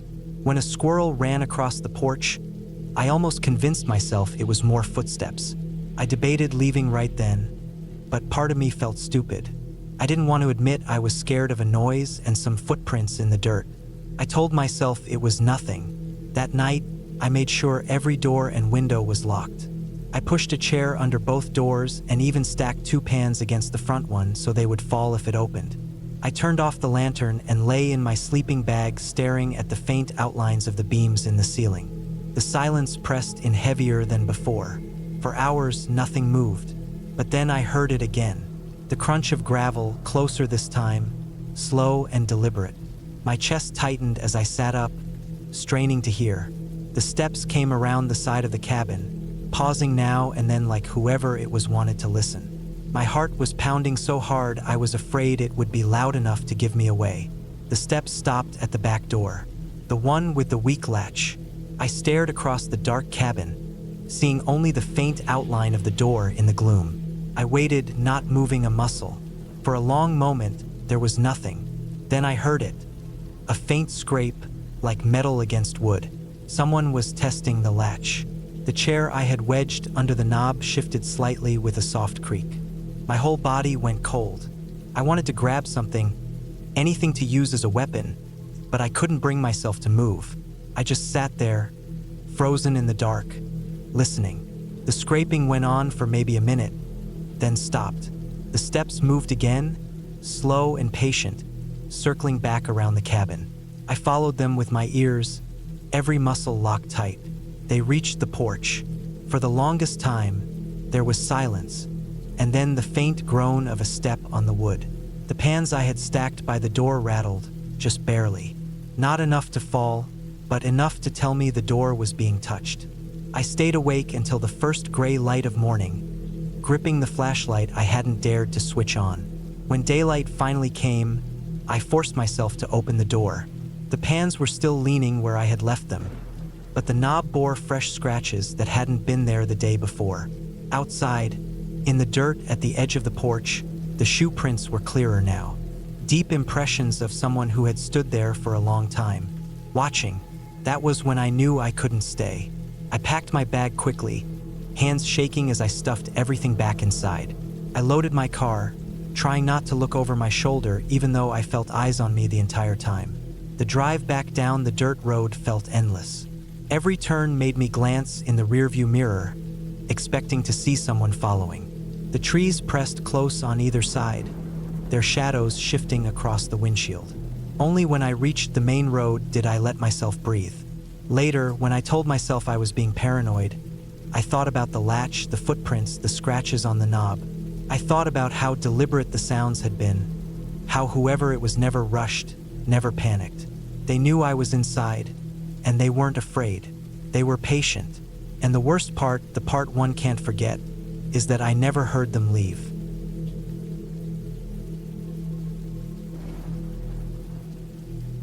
I had rented a small cabin deep in the woods for a week, hoping to get away from the constant noise of the city. The cabin was old but sturdy, with a metal roof that echoed when the rain hit, thick wooden walls, and a front porch that looked out over a stretch of trees that seemed endless. The gravel road that led to the place was narrow and barely used, and once I pulled my truck into the dirt clearing beside the cabin, I knew I would not see another person unless I left on my own. That was the reason I had chosen it. I wanted quiet. I wanted to feel the stillness of being somewhere where the world did not demand anything from me. The first day was calm. I unpacked my things, stacked some firewood, and got the small wood stove going. The air smelled of pine and damp earth, and the only sounds were the wind in the trees and the occasional creak of the cabin as it adjusted to the cool night air. I walked around the cabin's perimeter to get a sense of the area. The back opened into thicker forest, while the side facing the road had a small clearing where I parked. There were no other houses in sight. The quiet was heavy but comforting, almost like being wrapped in a blanket.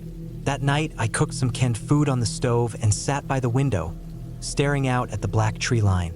The darkness was absolute. Without the glow of streetlights, the night looked like a wall of shadow.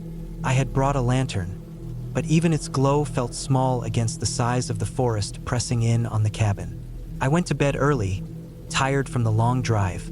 The first couple of days passed without issue. I read, walked around the trails, and wrote in a notebook I had brought. I enjoyed being alone, but the longer I stayed, the more I noticed how isolated the cabin truly was. The silence was not like in the city. In the city, silence still had layers. Distant traffic, neighbors, the hum of electricity. Here, silence felt alive. It was broken only by sudden cracks of branches or the rustle of leaves, and every sound seemed sharper because of the stillness that surrounded it. On the third night, as I was sitting on the porch, I noticed something different. Across the clearing, just beyond where the trees grew thicker, I saw what looked like a faint glimmer of light.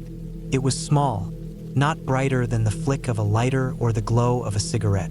It did not move at first. I stared at it for a long time, trying to decide if my eyes were playing tricks on me. The forest was full of strange reflections at night, but the longer I looked, the more I was sure that it was not my imagination. Someone was out there. I told myself it was nothing. Maybe a hunter camping deeper in the woods. Maybe a reflection from an animal's eyes catching the faint glow of the lantern behind me. I shut the door, bolted it, and forced myself to stop thinking about it. The next morning, though, I saw something that made my stomach tighten. I had left the porch steps dusty with dry dirt, and when I came out to drink my coffee, I noticed a boot print pressed clear into the dust. It wasn't mine. It was larger, heavier, and it pointed toward the door. I crouched down and stared at it for a long time. The edges were sharp, which meant it was fresh. Someone had come up to the cabin during the night while I was inside sleeping. I walked the perimeter of the cabin again, looking for more prints. I found two behind the cabin, near the back window. They circled around, then disappeared into the woods. My chest felt tight. I tried to reason it out. It could be some hiker who was curious, maybe someone lost who came close to check the cabin. But the prints near the back window bothered me. If someone needed help, why circle behind the cabin in the dark instead of knocking on the door? That day, I could not relax. I found myself checking the window every few minutes, staring into the tree line. The woods felt different now. They didn't feel peaceful. They felt like they were hiding something. By evening, I made a decision. I gathered my things and put them neatly by the door in case I decided to leave quickly. But I also wanted to know if someone would come back. I did not light the lantern that night. I sat in the dark cabin, staring out the window toward the clearing, waiting. It was hours before anything happened. Around midnight, I heard it, the crunch of leaves. Slow steps, one at a time, moving toward the cabin. I held my breath. The steps stopped, then started again, closer this time. I could not see anything from the window. My heart hammered so loud I thought whoever was out there would hear it. Then the faint sound of wood creaking under weight, the porch. Someone was on the porch. My hand shook as I reached for the small axe I had brought for splitting kindling. I gripped it tightly, sitting perfectly still in the darkness. I heard the soft press of a hand on the door. The latch rattled gently, as if being tested. The door held, then silence. I waited, every muscle locked. Minutes passed. I did not dare move. When I finally looked out the window again, I saw a shape retreating into the trees. Tall, broad shoulders, moving slow but deliberate. Not an accident. Not a lost hiker. Someone had come to the cabin in the middle of the night and tried the door. Sleep was impossible after that. I sat awake until dawn, every sound amplified in my mind. The next morning, I walked to the porch again. More boot prints, clear in the dirt. This time they led from the road, across the clearing, right up to the door. I followed them with my eyes. They did not come from the direction of the trail or deeper woods. They came from the road I had driven in on. Whoever it was, they had arrived intentionally, not by chance. I thought about leaving immediately, packing up and driving back to town. But a part of me wanted to see how far this would go. I told myself I was overreacting, that maybe it was just some stranger passing through. Still, I could not shake the image of that shape standing on my porch in the dark, testing the door handle. That night, I prepared. I placed the axe by the bed. I took a heavy frying pan from the kitchen and kept it close. I closed every curtain and turned off every light. I sat again by the window, waiting. It was later this time, close to 3 in the morning, when I heard it again. The steps. The slow, dragging crunch of boots on leaves. My throat felt dry, my palms damp. I crouched by the window, peering through the smallest gap in the curtain. The figure emerged from the trees. Tall, wearing dark clothing, moving slowly but with purpose. He stopped in the clearing, staring at the cabin. He stood there for what felt like forever, unmoving, just watching. Then he took a step toward the porch. Another step. The wood groaned as he climbed onto it. This time, he didn't just test the door. He pressed harder, rattling the latch. The door shook against its frame. Then he moved to the window, standing so close I could see the faint outline of his head and shoulders.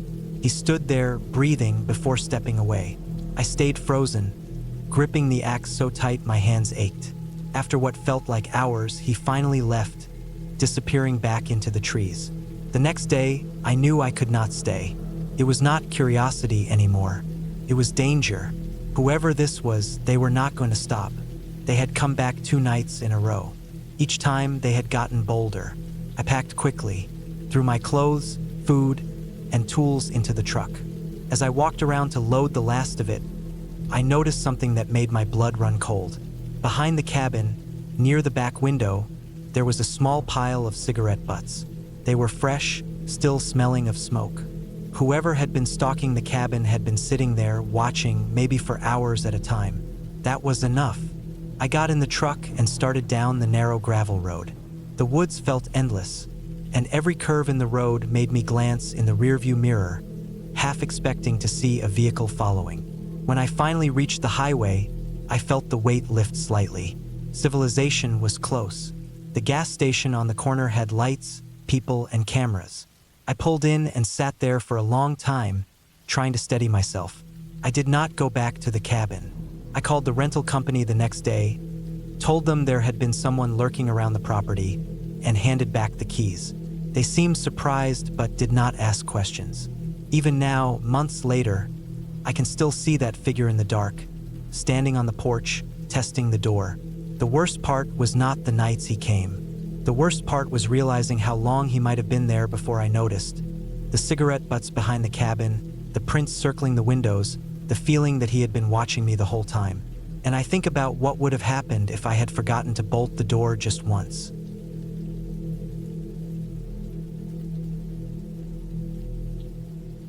I had been looking forward to the cabin trip for months. It was supposed to be a quiet break from everything. I had saved up the money, booked the place well in advance, and picked a spot far away from towns, roads, and people. I wanted nothing around me but trees, dirt, and silence. The cabin was old but not abandoned. It was listed by a family that owned several acres of wooded land up in the hills. They only used it during hunting season, so most of the year it was empty. They let people rent it as long as those people were fine with rough living. It had no running water, no electricity except for a small generator, and no cell service. That was exactly what I wanted. The drive up took me most of the day. I left early in the morning with my car packed full of food, water, a small camping stove, a sleeping bag, and some basic gear like a hatchet, a flashlight, and a box of batteries. The last stretch of road was just dirt, full of potholes and washouts from the rain. When I finally pulled up, I felt both relief and a small knot of unease. The cabin was smaller than I thought it would be. It was only one story, with a slanted metal roof that looked rusty. The wood siding had gone gray with age, and the porch leaned slightly. The windows had thick shutters bolted open. The air was heavy with pine and damp earth. The forest was thick around the clearing, the trees so close together it looked like a solid wall of green. It was quiet, too quiet. No cars, no hum of power lines, no people. Just the buzz of insects and the occasional rustle of branches in the breeze. I unlocked the cabin with the key the owners had mailed me. Inside was one big room with a wood stove in the corner, a small bed frame with a thin mattress, a rough table with 2 chairs, and shelves with some old tools. Dust lay over everything. The smell was stale, like wood smoke and mildew. I spent the first few hours cleaning. I swept the floor, wiped the table, shook the mattress out, and set up my sleeping bag. I unpacked my food and stacked cans on the shelf. I had brought plenty: canned beans, soup, pasta, rice, some jerky, and water jugs. Once I was done, I went outside and walked the property. Behind the cabin, a narrow trail wound into the trees. I followed it for a while until I came to a creek. The water was clear and shallow, moving fast over rocks. I crouched down and dipped my hand in. It was cold. I noted the spot in my head, in case I needed more water later. The sun was low by the time I got back to the cabin. I cooked some rice on my small stove, ate on the porch, and watched the light fade through the trees. That first night was uneventful. I lay in my sleeping bag, listening to the wind through the trees. The forest was alive with small sounds: branches snapping, owls hooting, insects buzzing. Took a while to fall asleep, but I did. The next day I woke up early. My plan was to stay at the cabin for a week, just relaxing, hiking, and being alone. I spent the morning chopping some firewood with the hatchet I brought. The air was cool, and the sun filtered through the trees. Felt peaceful. But as the day went on, I started noticing things that unsettled me. For one, I saw footprints in the dirt near the creek. They weren't mine. They were fresher, pressed into the mud along the bank. They looked like boot prints. At first I thought maybe the family who owned the cabin had been there recently. But the way the prints trailed off into the trees made me pause. Later, when I was back at the cabin, I found the back shutter slightly closed. I knew I had left them all open to let in light. Maybe the wind had shifted it. But the shutters were heavy, bolted to the frame with old metal hinges. It would take more than a light breeze to move them. I told myself not to overthink. I had come here for peace, and maybe I was just too used to the noise of town. Every sound out here felt louder, every movement sharper. But that night, lying in my sleeping bag, I woke up to a noise. It was faint at first, like crunching in the leaves. I lay still, holding my breath, straining to hear. Came again, closer this time. Slow, steady steps circling the cabin. The hair on my arms stood up. My flashlight was beside me. I grabbed it and flicked it on, but the thin beam only lit the inside walls. I thought about looking out the window, but my gut told me not to. The footsteps moved around the cabin and then stopped. The silence stretched. Minutes passed, but I didn't move. Eventually, I must have dozed off, because the next thing I knew, sunlight was creeping through the windows. I went outside right away. The ground around the cabin was soft with old pine needles and dirt. I walked slowly around the perimeter, and there they were, footprints, not animals, boots. The tracks went right up to the walls, circled the cabin, and then trailed off back into the trees. A cold feeling sank in my stomach. Someone had been there in the night, close enough to touch the walls. I scanned the trees, half expecting to see someone watching me, but the woods were still. I told myself maybe it was hunters. Maybe someone lived nearby and was just passing through. But the cabin was miles off the nearest road. Nobody would stumble across it by accident. I tried to keep my routine normal. I cooked breakfast, read a book I had brought, and took a short hike. But I couldn't relax. Every snap of a twig in the forest made me stiffen. Every shadow felt like it hid something. That night, I decided to keep the lantern burning. The faint light filled the cabin, throwing long shadows across the walls. I lay awake for hours listening. Sometime past midnight, I heard it again. Footsteps, slow, crunching. This time they stopped right outside the porch. I didn't move. My heart was pounding so loud I thought it would give me away. The sound stayed for a long time, then faded. I barely slept at all. By morning, I knew I had a problem. The tracks were there again, fresher this time, clearer in the dirt. Someone was watching the cabin at night. I thought about packing up and leaving, but part of me resisted. I had spent money on this trip. I had come here to prove I could handle being alone. Running away after 2 nights felt weak. I told myself maybe it was just some local messing around.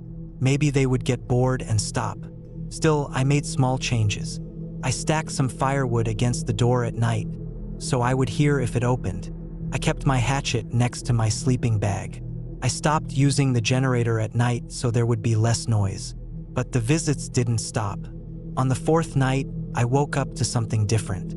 Not just footsteps, breathing. Slow, heavy breathing just outside the wall where I was lying. I froze, every muscle locked. I could picture them, standing inches away, knowing I was inside. The breathing stopped after a while, but the terror stayed. I didn't sleep at all. By the 5th day, I was jumpy, paranoid. I barely ate. I stayed inside most of the day, checking the windows, listening. The forest no longer felt peaceful. It felt hostile, like it was hiding something just out of sight. That afternoon, I walked down to the creek again. I wanted to see if there were more prints. And there were. Dozens of them now, all sizes, some fresh, some old. It looked like several people had been moving through. My throat went dry. I hurried back to the cabin. When I came out into the clearing, I stopped dead. The shutter on the front window was closed. I knew I had left it open. Someone had been at the cabin while I was gone. I went inside carefully, hatchet in hand. Everything looked the same, but the air felt wrong. I couldn't shake the thought that someone had been in there, touching my things. That night was the worst. I had barely closed my eyes when I heard it. The creak of the porch boards. Not just footsteps circling this time. Whoever it was had stepped up onto the porch. The wood groaned under their weight. I gripped the hatchet, my hands slick with sweat. The boards creaked again. Closer. Then silence. I didn't breathe. My eyes burned from staying open. The lantern was off. The cabin was dark, and so quiet I could hear my own heartbeat. After what felt like forever, I heard them move again. This time, the door handle rattled. Slow at first, then harder. The woodpile I had stacked against the door shifted. Thumping. My chest tightened. The handle stopped. Silence again. Then footsteps retreating. Off the porch. Around the cabin. And finally fading into the trees. I sat there the rest of the night, shaking. When daylight came, I made my decision. I was leaving. I didn't care about the money, about proving anything. It wasn't safe to stay. I packed quickly, shoving everything into my bags. I carried them to the car, heart racing with every step, half expecting someone to step out of the trees. When I opened the car door, I froze. There, wedged under the windshield wiper, was a piece of paper.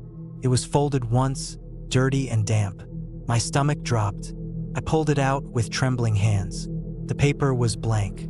Just a torn scrap of notebook paper. Blank.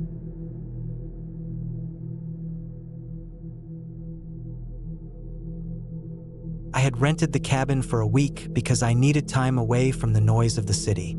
I wanted quiet, a place where I could think, write, and rest without hearing cars or phones. The cabin sat deep in the woods, a mile off a narrow dirt road, with tall pines surrounding it on every side. The listing online had shown a simple wooden place with 1 bedroom, a small kitchen, a front porch, and no neighbors nearby. That was exactly what I wanted. When I arrived, the air was colder than I expected, even though it was late summer. The woods smelled of damp leaves and soil. The cabin looked a little older than the photos, the wood darker, the windows a bit more clouded, but it was still solid. I parked my car on the patch of gravel outside and carried my bags inside. The cabin was small, but it felt good at first. Wooden floors, a simple couch, a small table, and a narrow hallway that led to the bedroom and bathroom. The kitchen was tucked into the corner with an old fridge, a gas stove, and some shelves with mismatched dishes.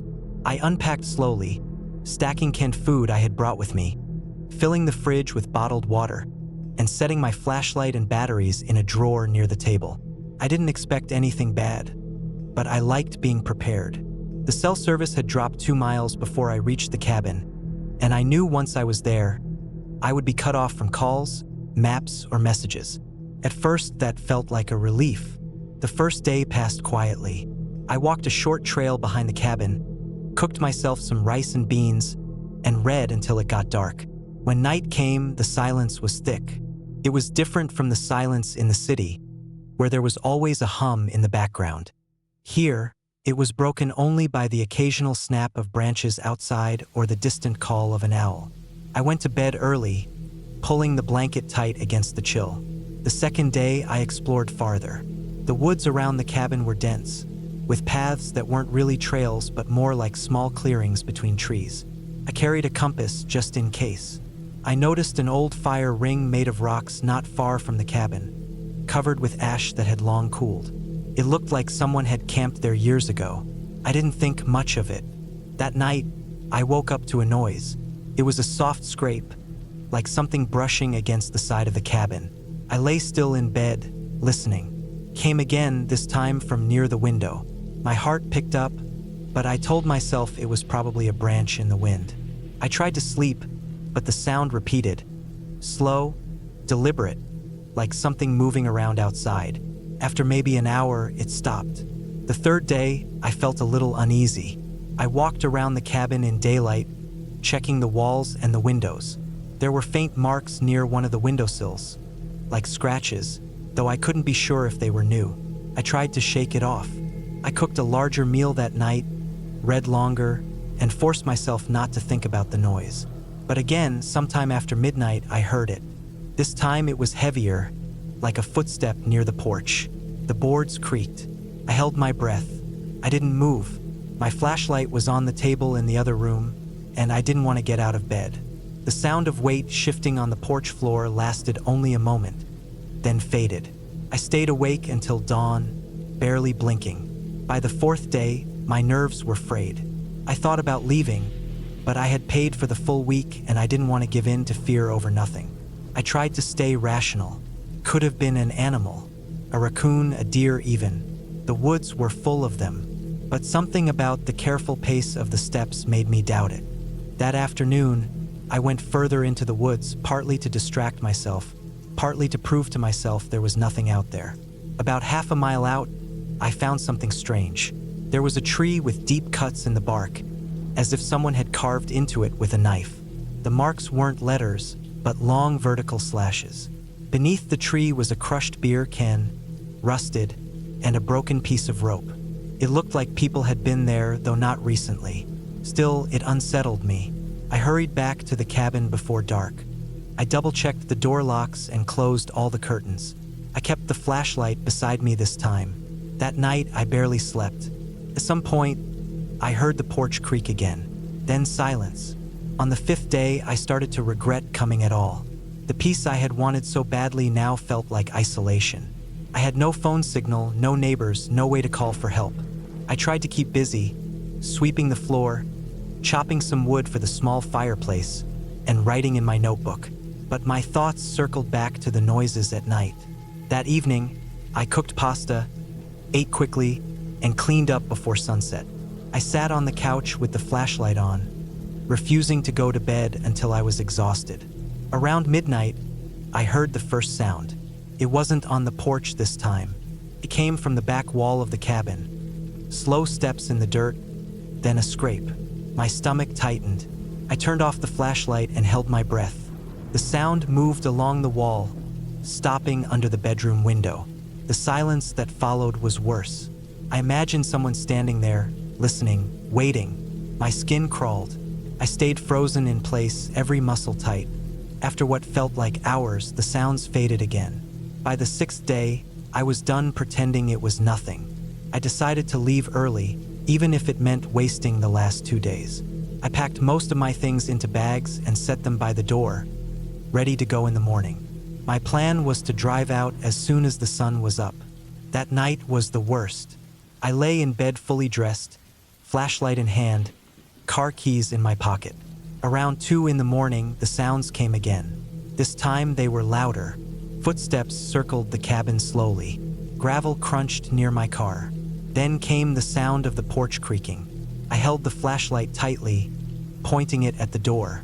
I waited, every breath shallow, until I heard the doorknob move. Just slightly, a faint rattle. My chest clenched. Whoever it was didn't try to force it, just tested it, then stopped. The silence after that was unbearable. I stayed awake until dawn, not daring to move. When light finally came, I rushed out, threw my bags into the car, and started the engine. My hands shook as I backed out onto the dirt road. I kept checking the rearview mirror, half expecting to see someone step out of the trees. But no one did. I drove until I had cell service again. The relief that washed over me when the bars appeared on my phone almost made me cry. I didn't call anyone at first. I just kept driving, needing distance. Later, when I calmed down enough, I thought about it more. Maybe it was someone who lived nearby, even though the listing had said there were no neighbors. Maybe it was a hunter or someone passing through, curious about the cabin. Or maybe it was someone who knew the cabin was usually empty and didn't expect anyone to be staying there. Whatever the case, I knew I would never go back. The peace I had been looking for in those woods had turned into the longest, most terrifying nights I had ever experienced. Even now, months later, I sometimes wake up at night, listening for the sound of footsteps outside my window, afraid that the silence is hiding something waiting just beyond the wall.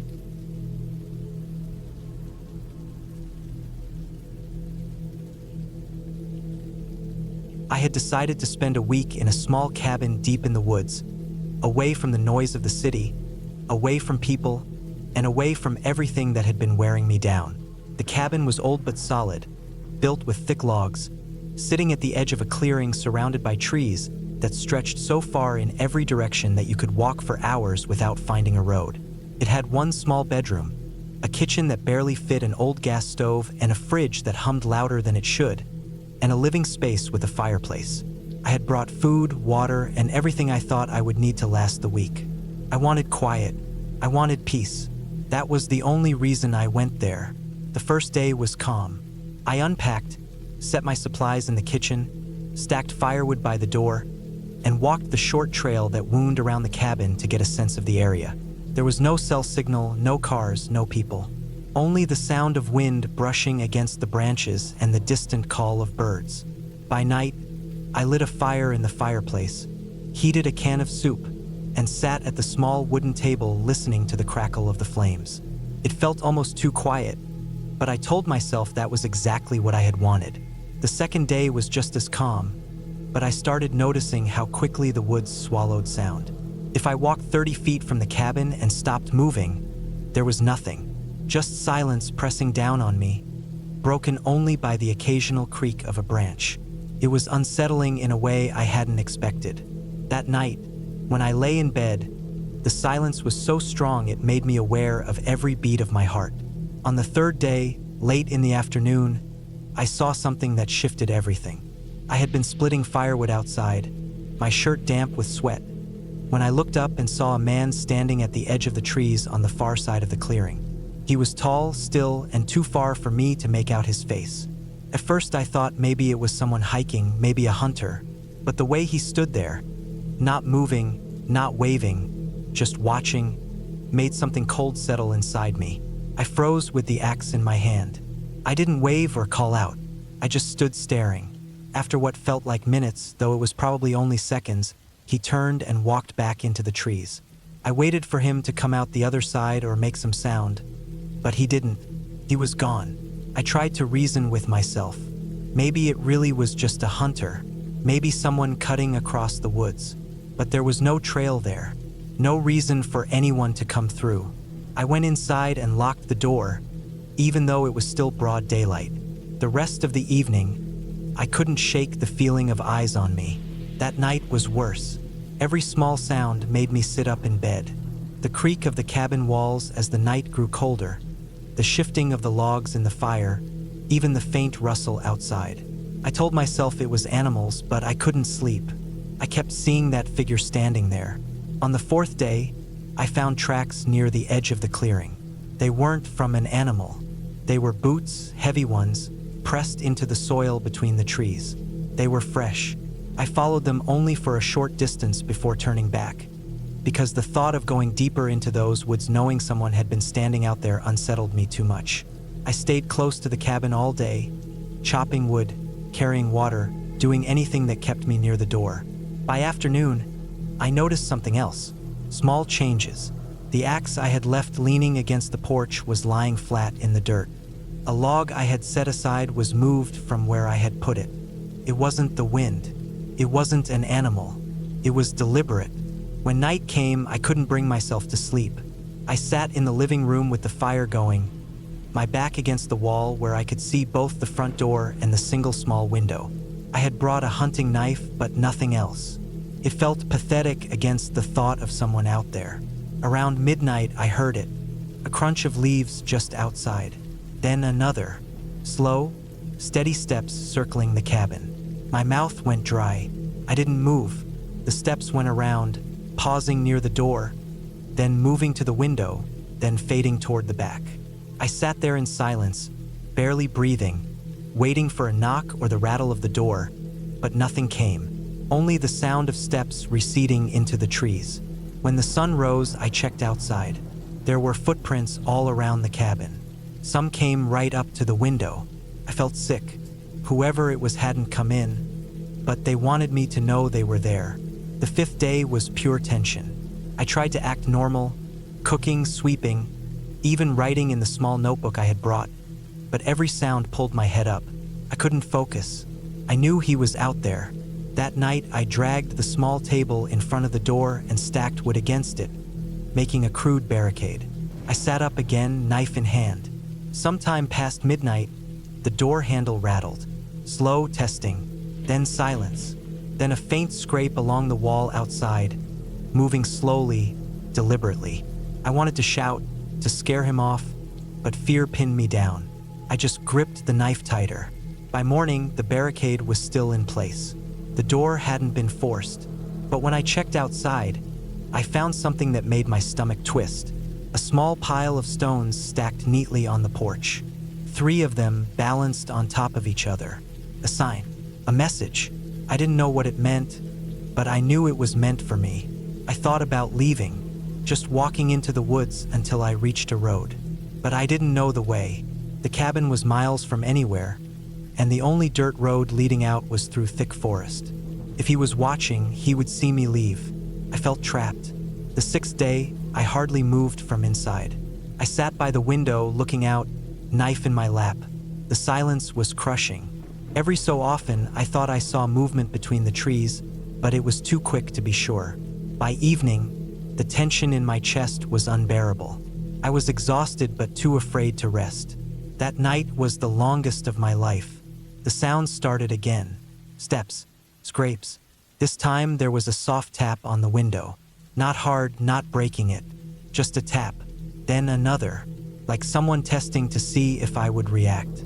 I sat frozen, my eyes fixed on the glass, waiting for a face to appear, but nothing did. Just taps, then silence. When dawn came, I finally decided I couldn't stay. I stuffed food and water into a bag, grabbed the knife, and waited until the sun was high before stepping outside. The woods felt different now, heavier. I kept looking over my shoulder, expecting to see him. I made it to the dirt road and started walking fast, almost jogging, my pack bouncing against my back. The road was rough, uneven, with deep ruts, but I didn't care. I just wanted to get out.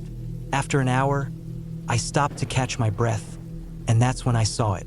On the side of the road, pressed into the dirt, were fresh boot prints, the same ones I had seen around the cabin. They were ahead of me, leading down the road. He had gone this way. I didn't know what to do. If I kept going, I might run into him. If I turned back, I would be walking straight back into the trap he had made around the cabin. My chest felt tight, my throat dry. I chose to keep going because turning back felt worse. For hours I walked, scanning the trees, jumping at every sound. My legs ached, my feet blistered, but I didn't stop. Finally, in the distance, I saw the shimmer of metal. A car. A parked pickup truck on the side of the road. Relief hit me like a wave, but it was short-lived. The closer I got, the more I realized it was empty. The doors were open. There were bags in the back seat. I froze. The prince led right to it. I knew whose truck it was. I didn't wait. I left the road, pushing into the trees, moving as quietly as I could. Branches scratched my arms. Mud sucked at my boots. But I kept going until I couldn't hear the road anymore. I hid there, crouched among the trees, my heart pounding. Hours passed. I stayed hidden, afraid to move. Then I heard it. Steps in the leaves, slow, steady, getting closer. I didn't look. I didn't breathe. The steps paused near me. I felt the weight of someone standing just beyond the trees. Then slowly they moved away. I stayed there until the sun began to set. I knew I couldn't stay in the woods forever, but I couldn't go back to the cabin either. Finally, I forced myself to move, following the slope of the land downhill. If I kept moving, I would find a road, a stream, something. Anything but him. That night, I didn't stop. I stumbled through the dark, tripping over roots, clawing through branches, every sound behind me making me think he was there. I walked until my legs gave out and I collapsed in the dirt. When dawn broke, I found myself at the edge of another road. This one was paved. I dragged myself onto it and kept walking. Hours later, a car came. I stepped into the middle of the road, waving my arms, and it stopped. I was safe. I never went back for my things. I never found out who he was or what he wanted. All I know is that he was real, he watched me, and he wanted me to know he could reach me anytime he chose.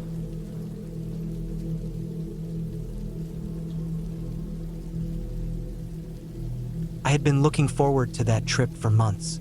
I needed time away from work, away from noise, away from everything that kept me wound-tight day after day. The plan was simple. A week alone in a rented cabin in the middle of the woods. No cell service, no internet, no distractions. Just the sound of the wind moving through trees and maybe the occasional snap of branches when deer moved through the brush. I told myself it was going to be peaceful, and at first it was, but I hadn't expected that isolation, when mixed with something I couldn't control, could turn into something so terrifying. The cabin was small, built from old pine logs that had turned gray over time. It sat near a clearing about 50 yards from the edge of a dense tree line. A narrow dirt road led to it, cutting through miles of forest before finally connecting to a paved road about 10 miles out. That distance was part of the appeal for me. I wanted to be cut off.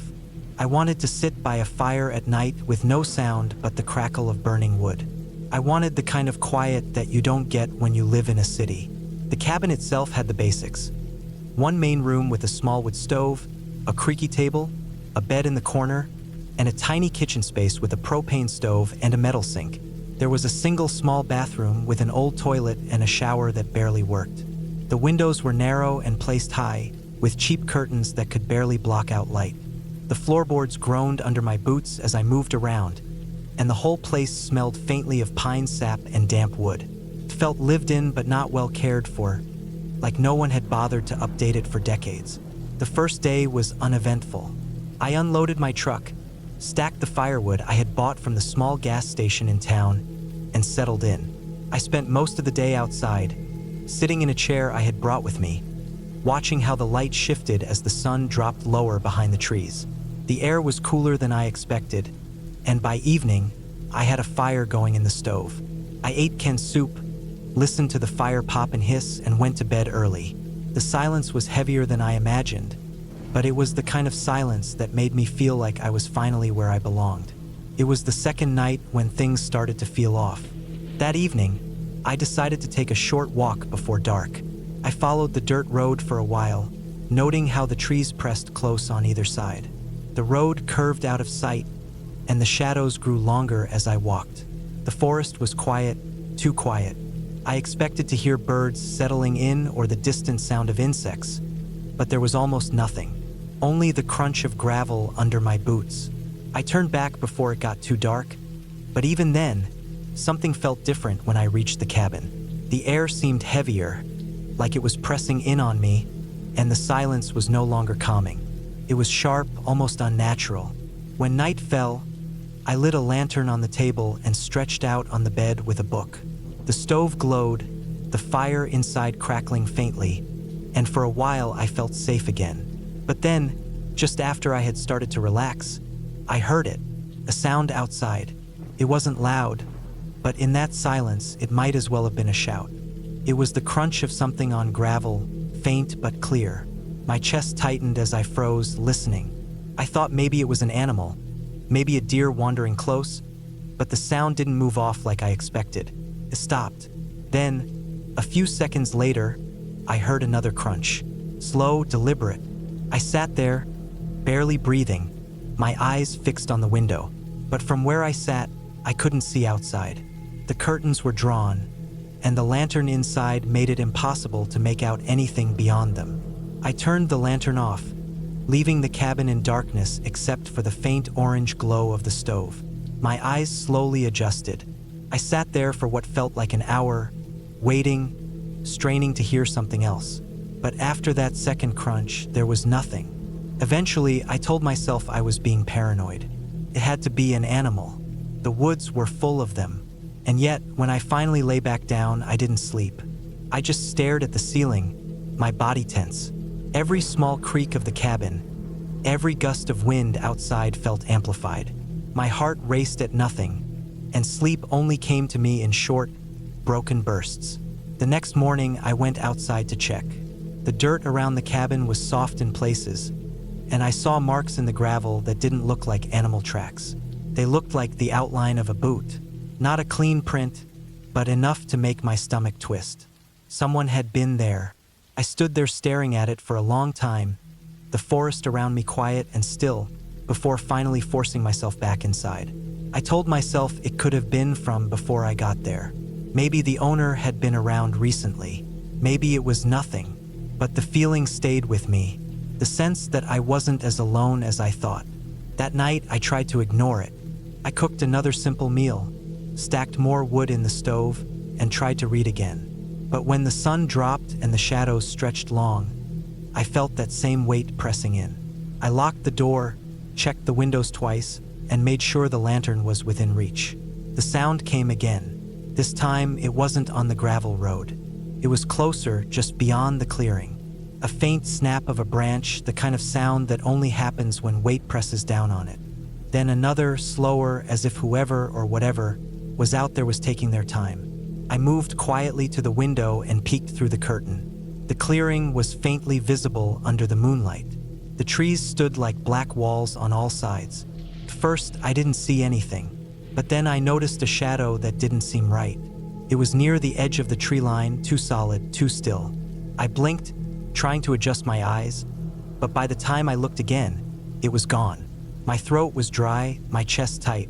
I backed away from the window and sat in the chair by the stove, staring at the door. I stayed that way most of the night, listening, waiting. Every small sound outside made my skin prickle. Sometimes it was faint footsteps in the brush. Sometimes it was nothing more than silence that seemed too complete. I didn't sleep at all. By morning, I was exhausted. I stepped outside again, and sure enough, there were more prints. This time they were clearer, pressed into the dirt near the side of the cabin. Person had been there, not just passing by, but standing close, looking, maybe even listening. My stomach churned as I studied the size of the prints. They were from boots larger than mine, and the spacing told me the person had been standing there for a while. The road out suddenly felt much longer than it had before. 10 miles of forest between me and anything else. No service on my phone, no way to call for help. Just me in a cabin with someone walking around it at night. That day, I tried to stay busy.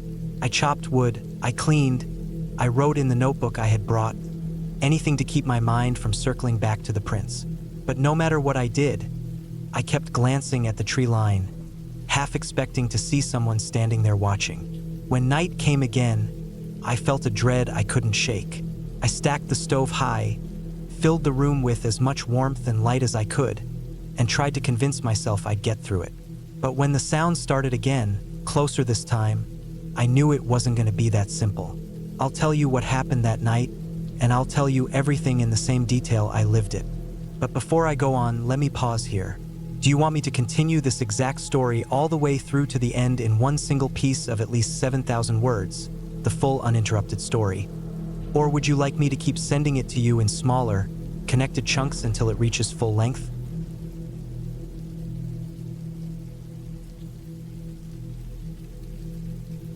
I had been planning to spend a week alone in the woods for a long time. Life in the city had become too loud, too rushed, and too crowded. I wanted silence. I wanted air that smelled like pine instead of exhaust, water that I could scoop up with my hands and drink, nights where I could hear nothing but crickets and the slow shift of trees against the wind. So when I found a listing online for a small, private cabin about 3 hours north of town, I decided it was exactly what I needed. It wasn't advertised as a tourist spot. It was one of those old places people rent out when they're not using it. The pictures showed weathered wood siding, a tin roof, and a front porch with a single rocking chair. The inside was basic. One main room with a small kitchen area, a wood stove, and a bed pushed against the far wall. It looked rough but comfortable. That was enough for me. I left early in the morning with a car full of supplies. I had packed more than I thought I would need. Canned food, bottled water, a camp stove, a first aid kit, a lantern, spare batteries, a small axe, and a hunting knife I had barely ever used. I wasn't planning on doing anything reckless. I just knew that being out there meant I couldn't rely on convenience. If I forgot something, there would be no corner store a few minutes away. The drive started on the highway, then wound through smaller country roads that cut between rolling fields and thick forest. As I got closer, the houses became fewer, the pavement turned to gravel, and eventually I was driving on a single-lane dirt road. The trees leaned over from both sides, their branches blotting out most of the sky. My cell service dropped to nothing about 20 minutes before I arrived, which was fine with me. That was the point. When I finally pulled up, the cabin looked exactly like the photos, maybe a little older. It sat in a small clearing surrounded by tall pine and fir trees. The porch sagged slightly in the middle, and the wood siding had turned gray with age. Still, it looked solid. There was no other structure in sight, not even an old shed or an outhouse. Just the cabin, the trees, and a dirt path that ended where my car now sat. I carried my bags inside. The air was dusty but dry, with that sharp smell of wood that hadn't been opened up in a while. The bed had a thin mattress with 2 folded blankets on top. The small counter in the kitchen area had a pump for water, though I didn't trust it, so I stuck to the bottles I brought. A wood stove stood in the corner with a neat stack of split logs beside it. I checked the drawers and found some old matches, a rusty can opener, and a few bent forks and spoons. It was basic, but it would work. The first day was uneventful. I unpacked, set up my supplies, and walked around the clearing to get a feel for the place. The woods were thick, the ground soft with needles and moss. I didn't see any signs of other people. No trails, no footprints, no trash. Felt like I had the entire forest to myself. When the sun went down, the darkness came fast. I lit my lantern, made a simple dinner of beans and crackers, and read a book until I got tired. By 9 o'clock, I was in bed. The quiet at night was heavier than I expected. I could hear every creak of the cabin, every pop of the cooling stove, every scratch of branches against the roof. It took me a long time to fall asleep, but when I finally did, I slept hard. The next few days settled into a rhythm. I spent the mornings walking the woods, exploring without going too far. I wanted to get familiar with the area, but I didn't want to get lost. I carried a compass and made sure I could always hear the faint creak of the cabin roof when the wind shifted. In the afternoons, I read or wrote in a small notebook I had brought. At night, I cooked simple meals and sat on the porch until the mosquitoes got too bad. By the 4th day, I started to notice little things. At first, I thought I was imagining them. When I walked the edge of the woods one morning, I found a set of footprints in the soft dirt near the clearing. They weren't mine. They were larger, wider, and the stride was longer. I bent down to look closer. The prints were fresh, pressed deep enough that they had to be from the last day or two. I told myself it could have been a hunter or someone passing through. The woods were big and I didn't own the land. Still, the fact that the prints led toward the cabin and then turned back into the trees made me uneasy. That night, I woke up to a sound outside. It was faint, like someone stepping carefully on dry leaves. I held my breath and listened. The sound came again, closer this time. My heart pounded. I reached for the lantern but didn't light it. I just gripped it like a weapon and stayed still. After a while, the sound faded. I didn't sleep much after that. The next morning, I checked around the cabin. First, I didn't see anything. Then, at the side of the porch, I noticed a mark in the dirt. It looked like the heel of a boot, just one. I walked the perimeter and found another print farther out. Then nothing. Whoever it was hadn't stayed long. I told myself again it could have been a hunter, maybe curious about the cabin, maybe just walking by. But deep down, I didn't believe that. From that point on, I became more alert. Every sound in the woods felt sharper, more deliberate. When branches snapped, I wondered if it was an animal or something else. When I went for walks, I kept my hand near the knife on my belt. I stopped going more than 100 yards from the cabin. I kept the lantern close at night, and I started stacking wood against the inside of the door when I went to bed. 2 nights later, I heard the steps again. This time they came from the back of the cabin. I lay in bed, holding still, straining to hear. The steps moved slowly, circling. My mouth went dry.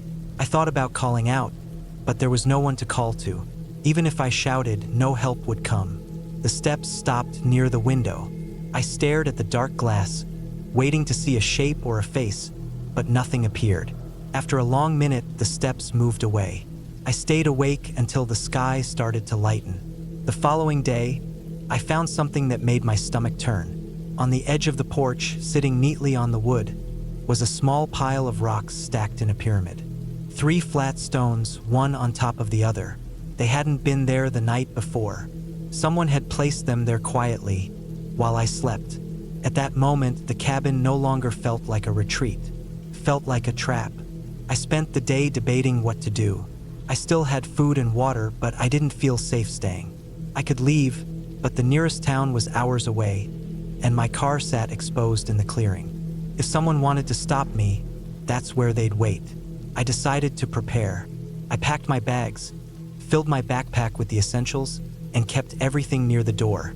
I sharpened the small axe, checked my knife, and kept the lantern lit even in daylight.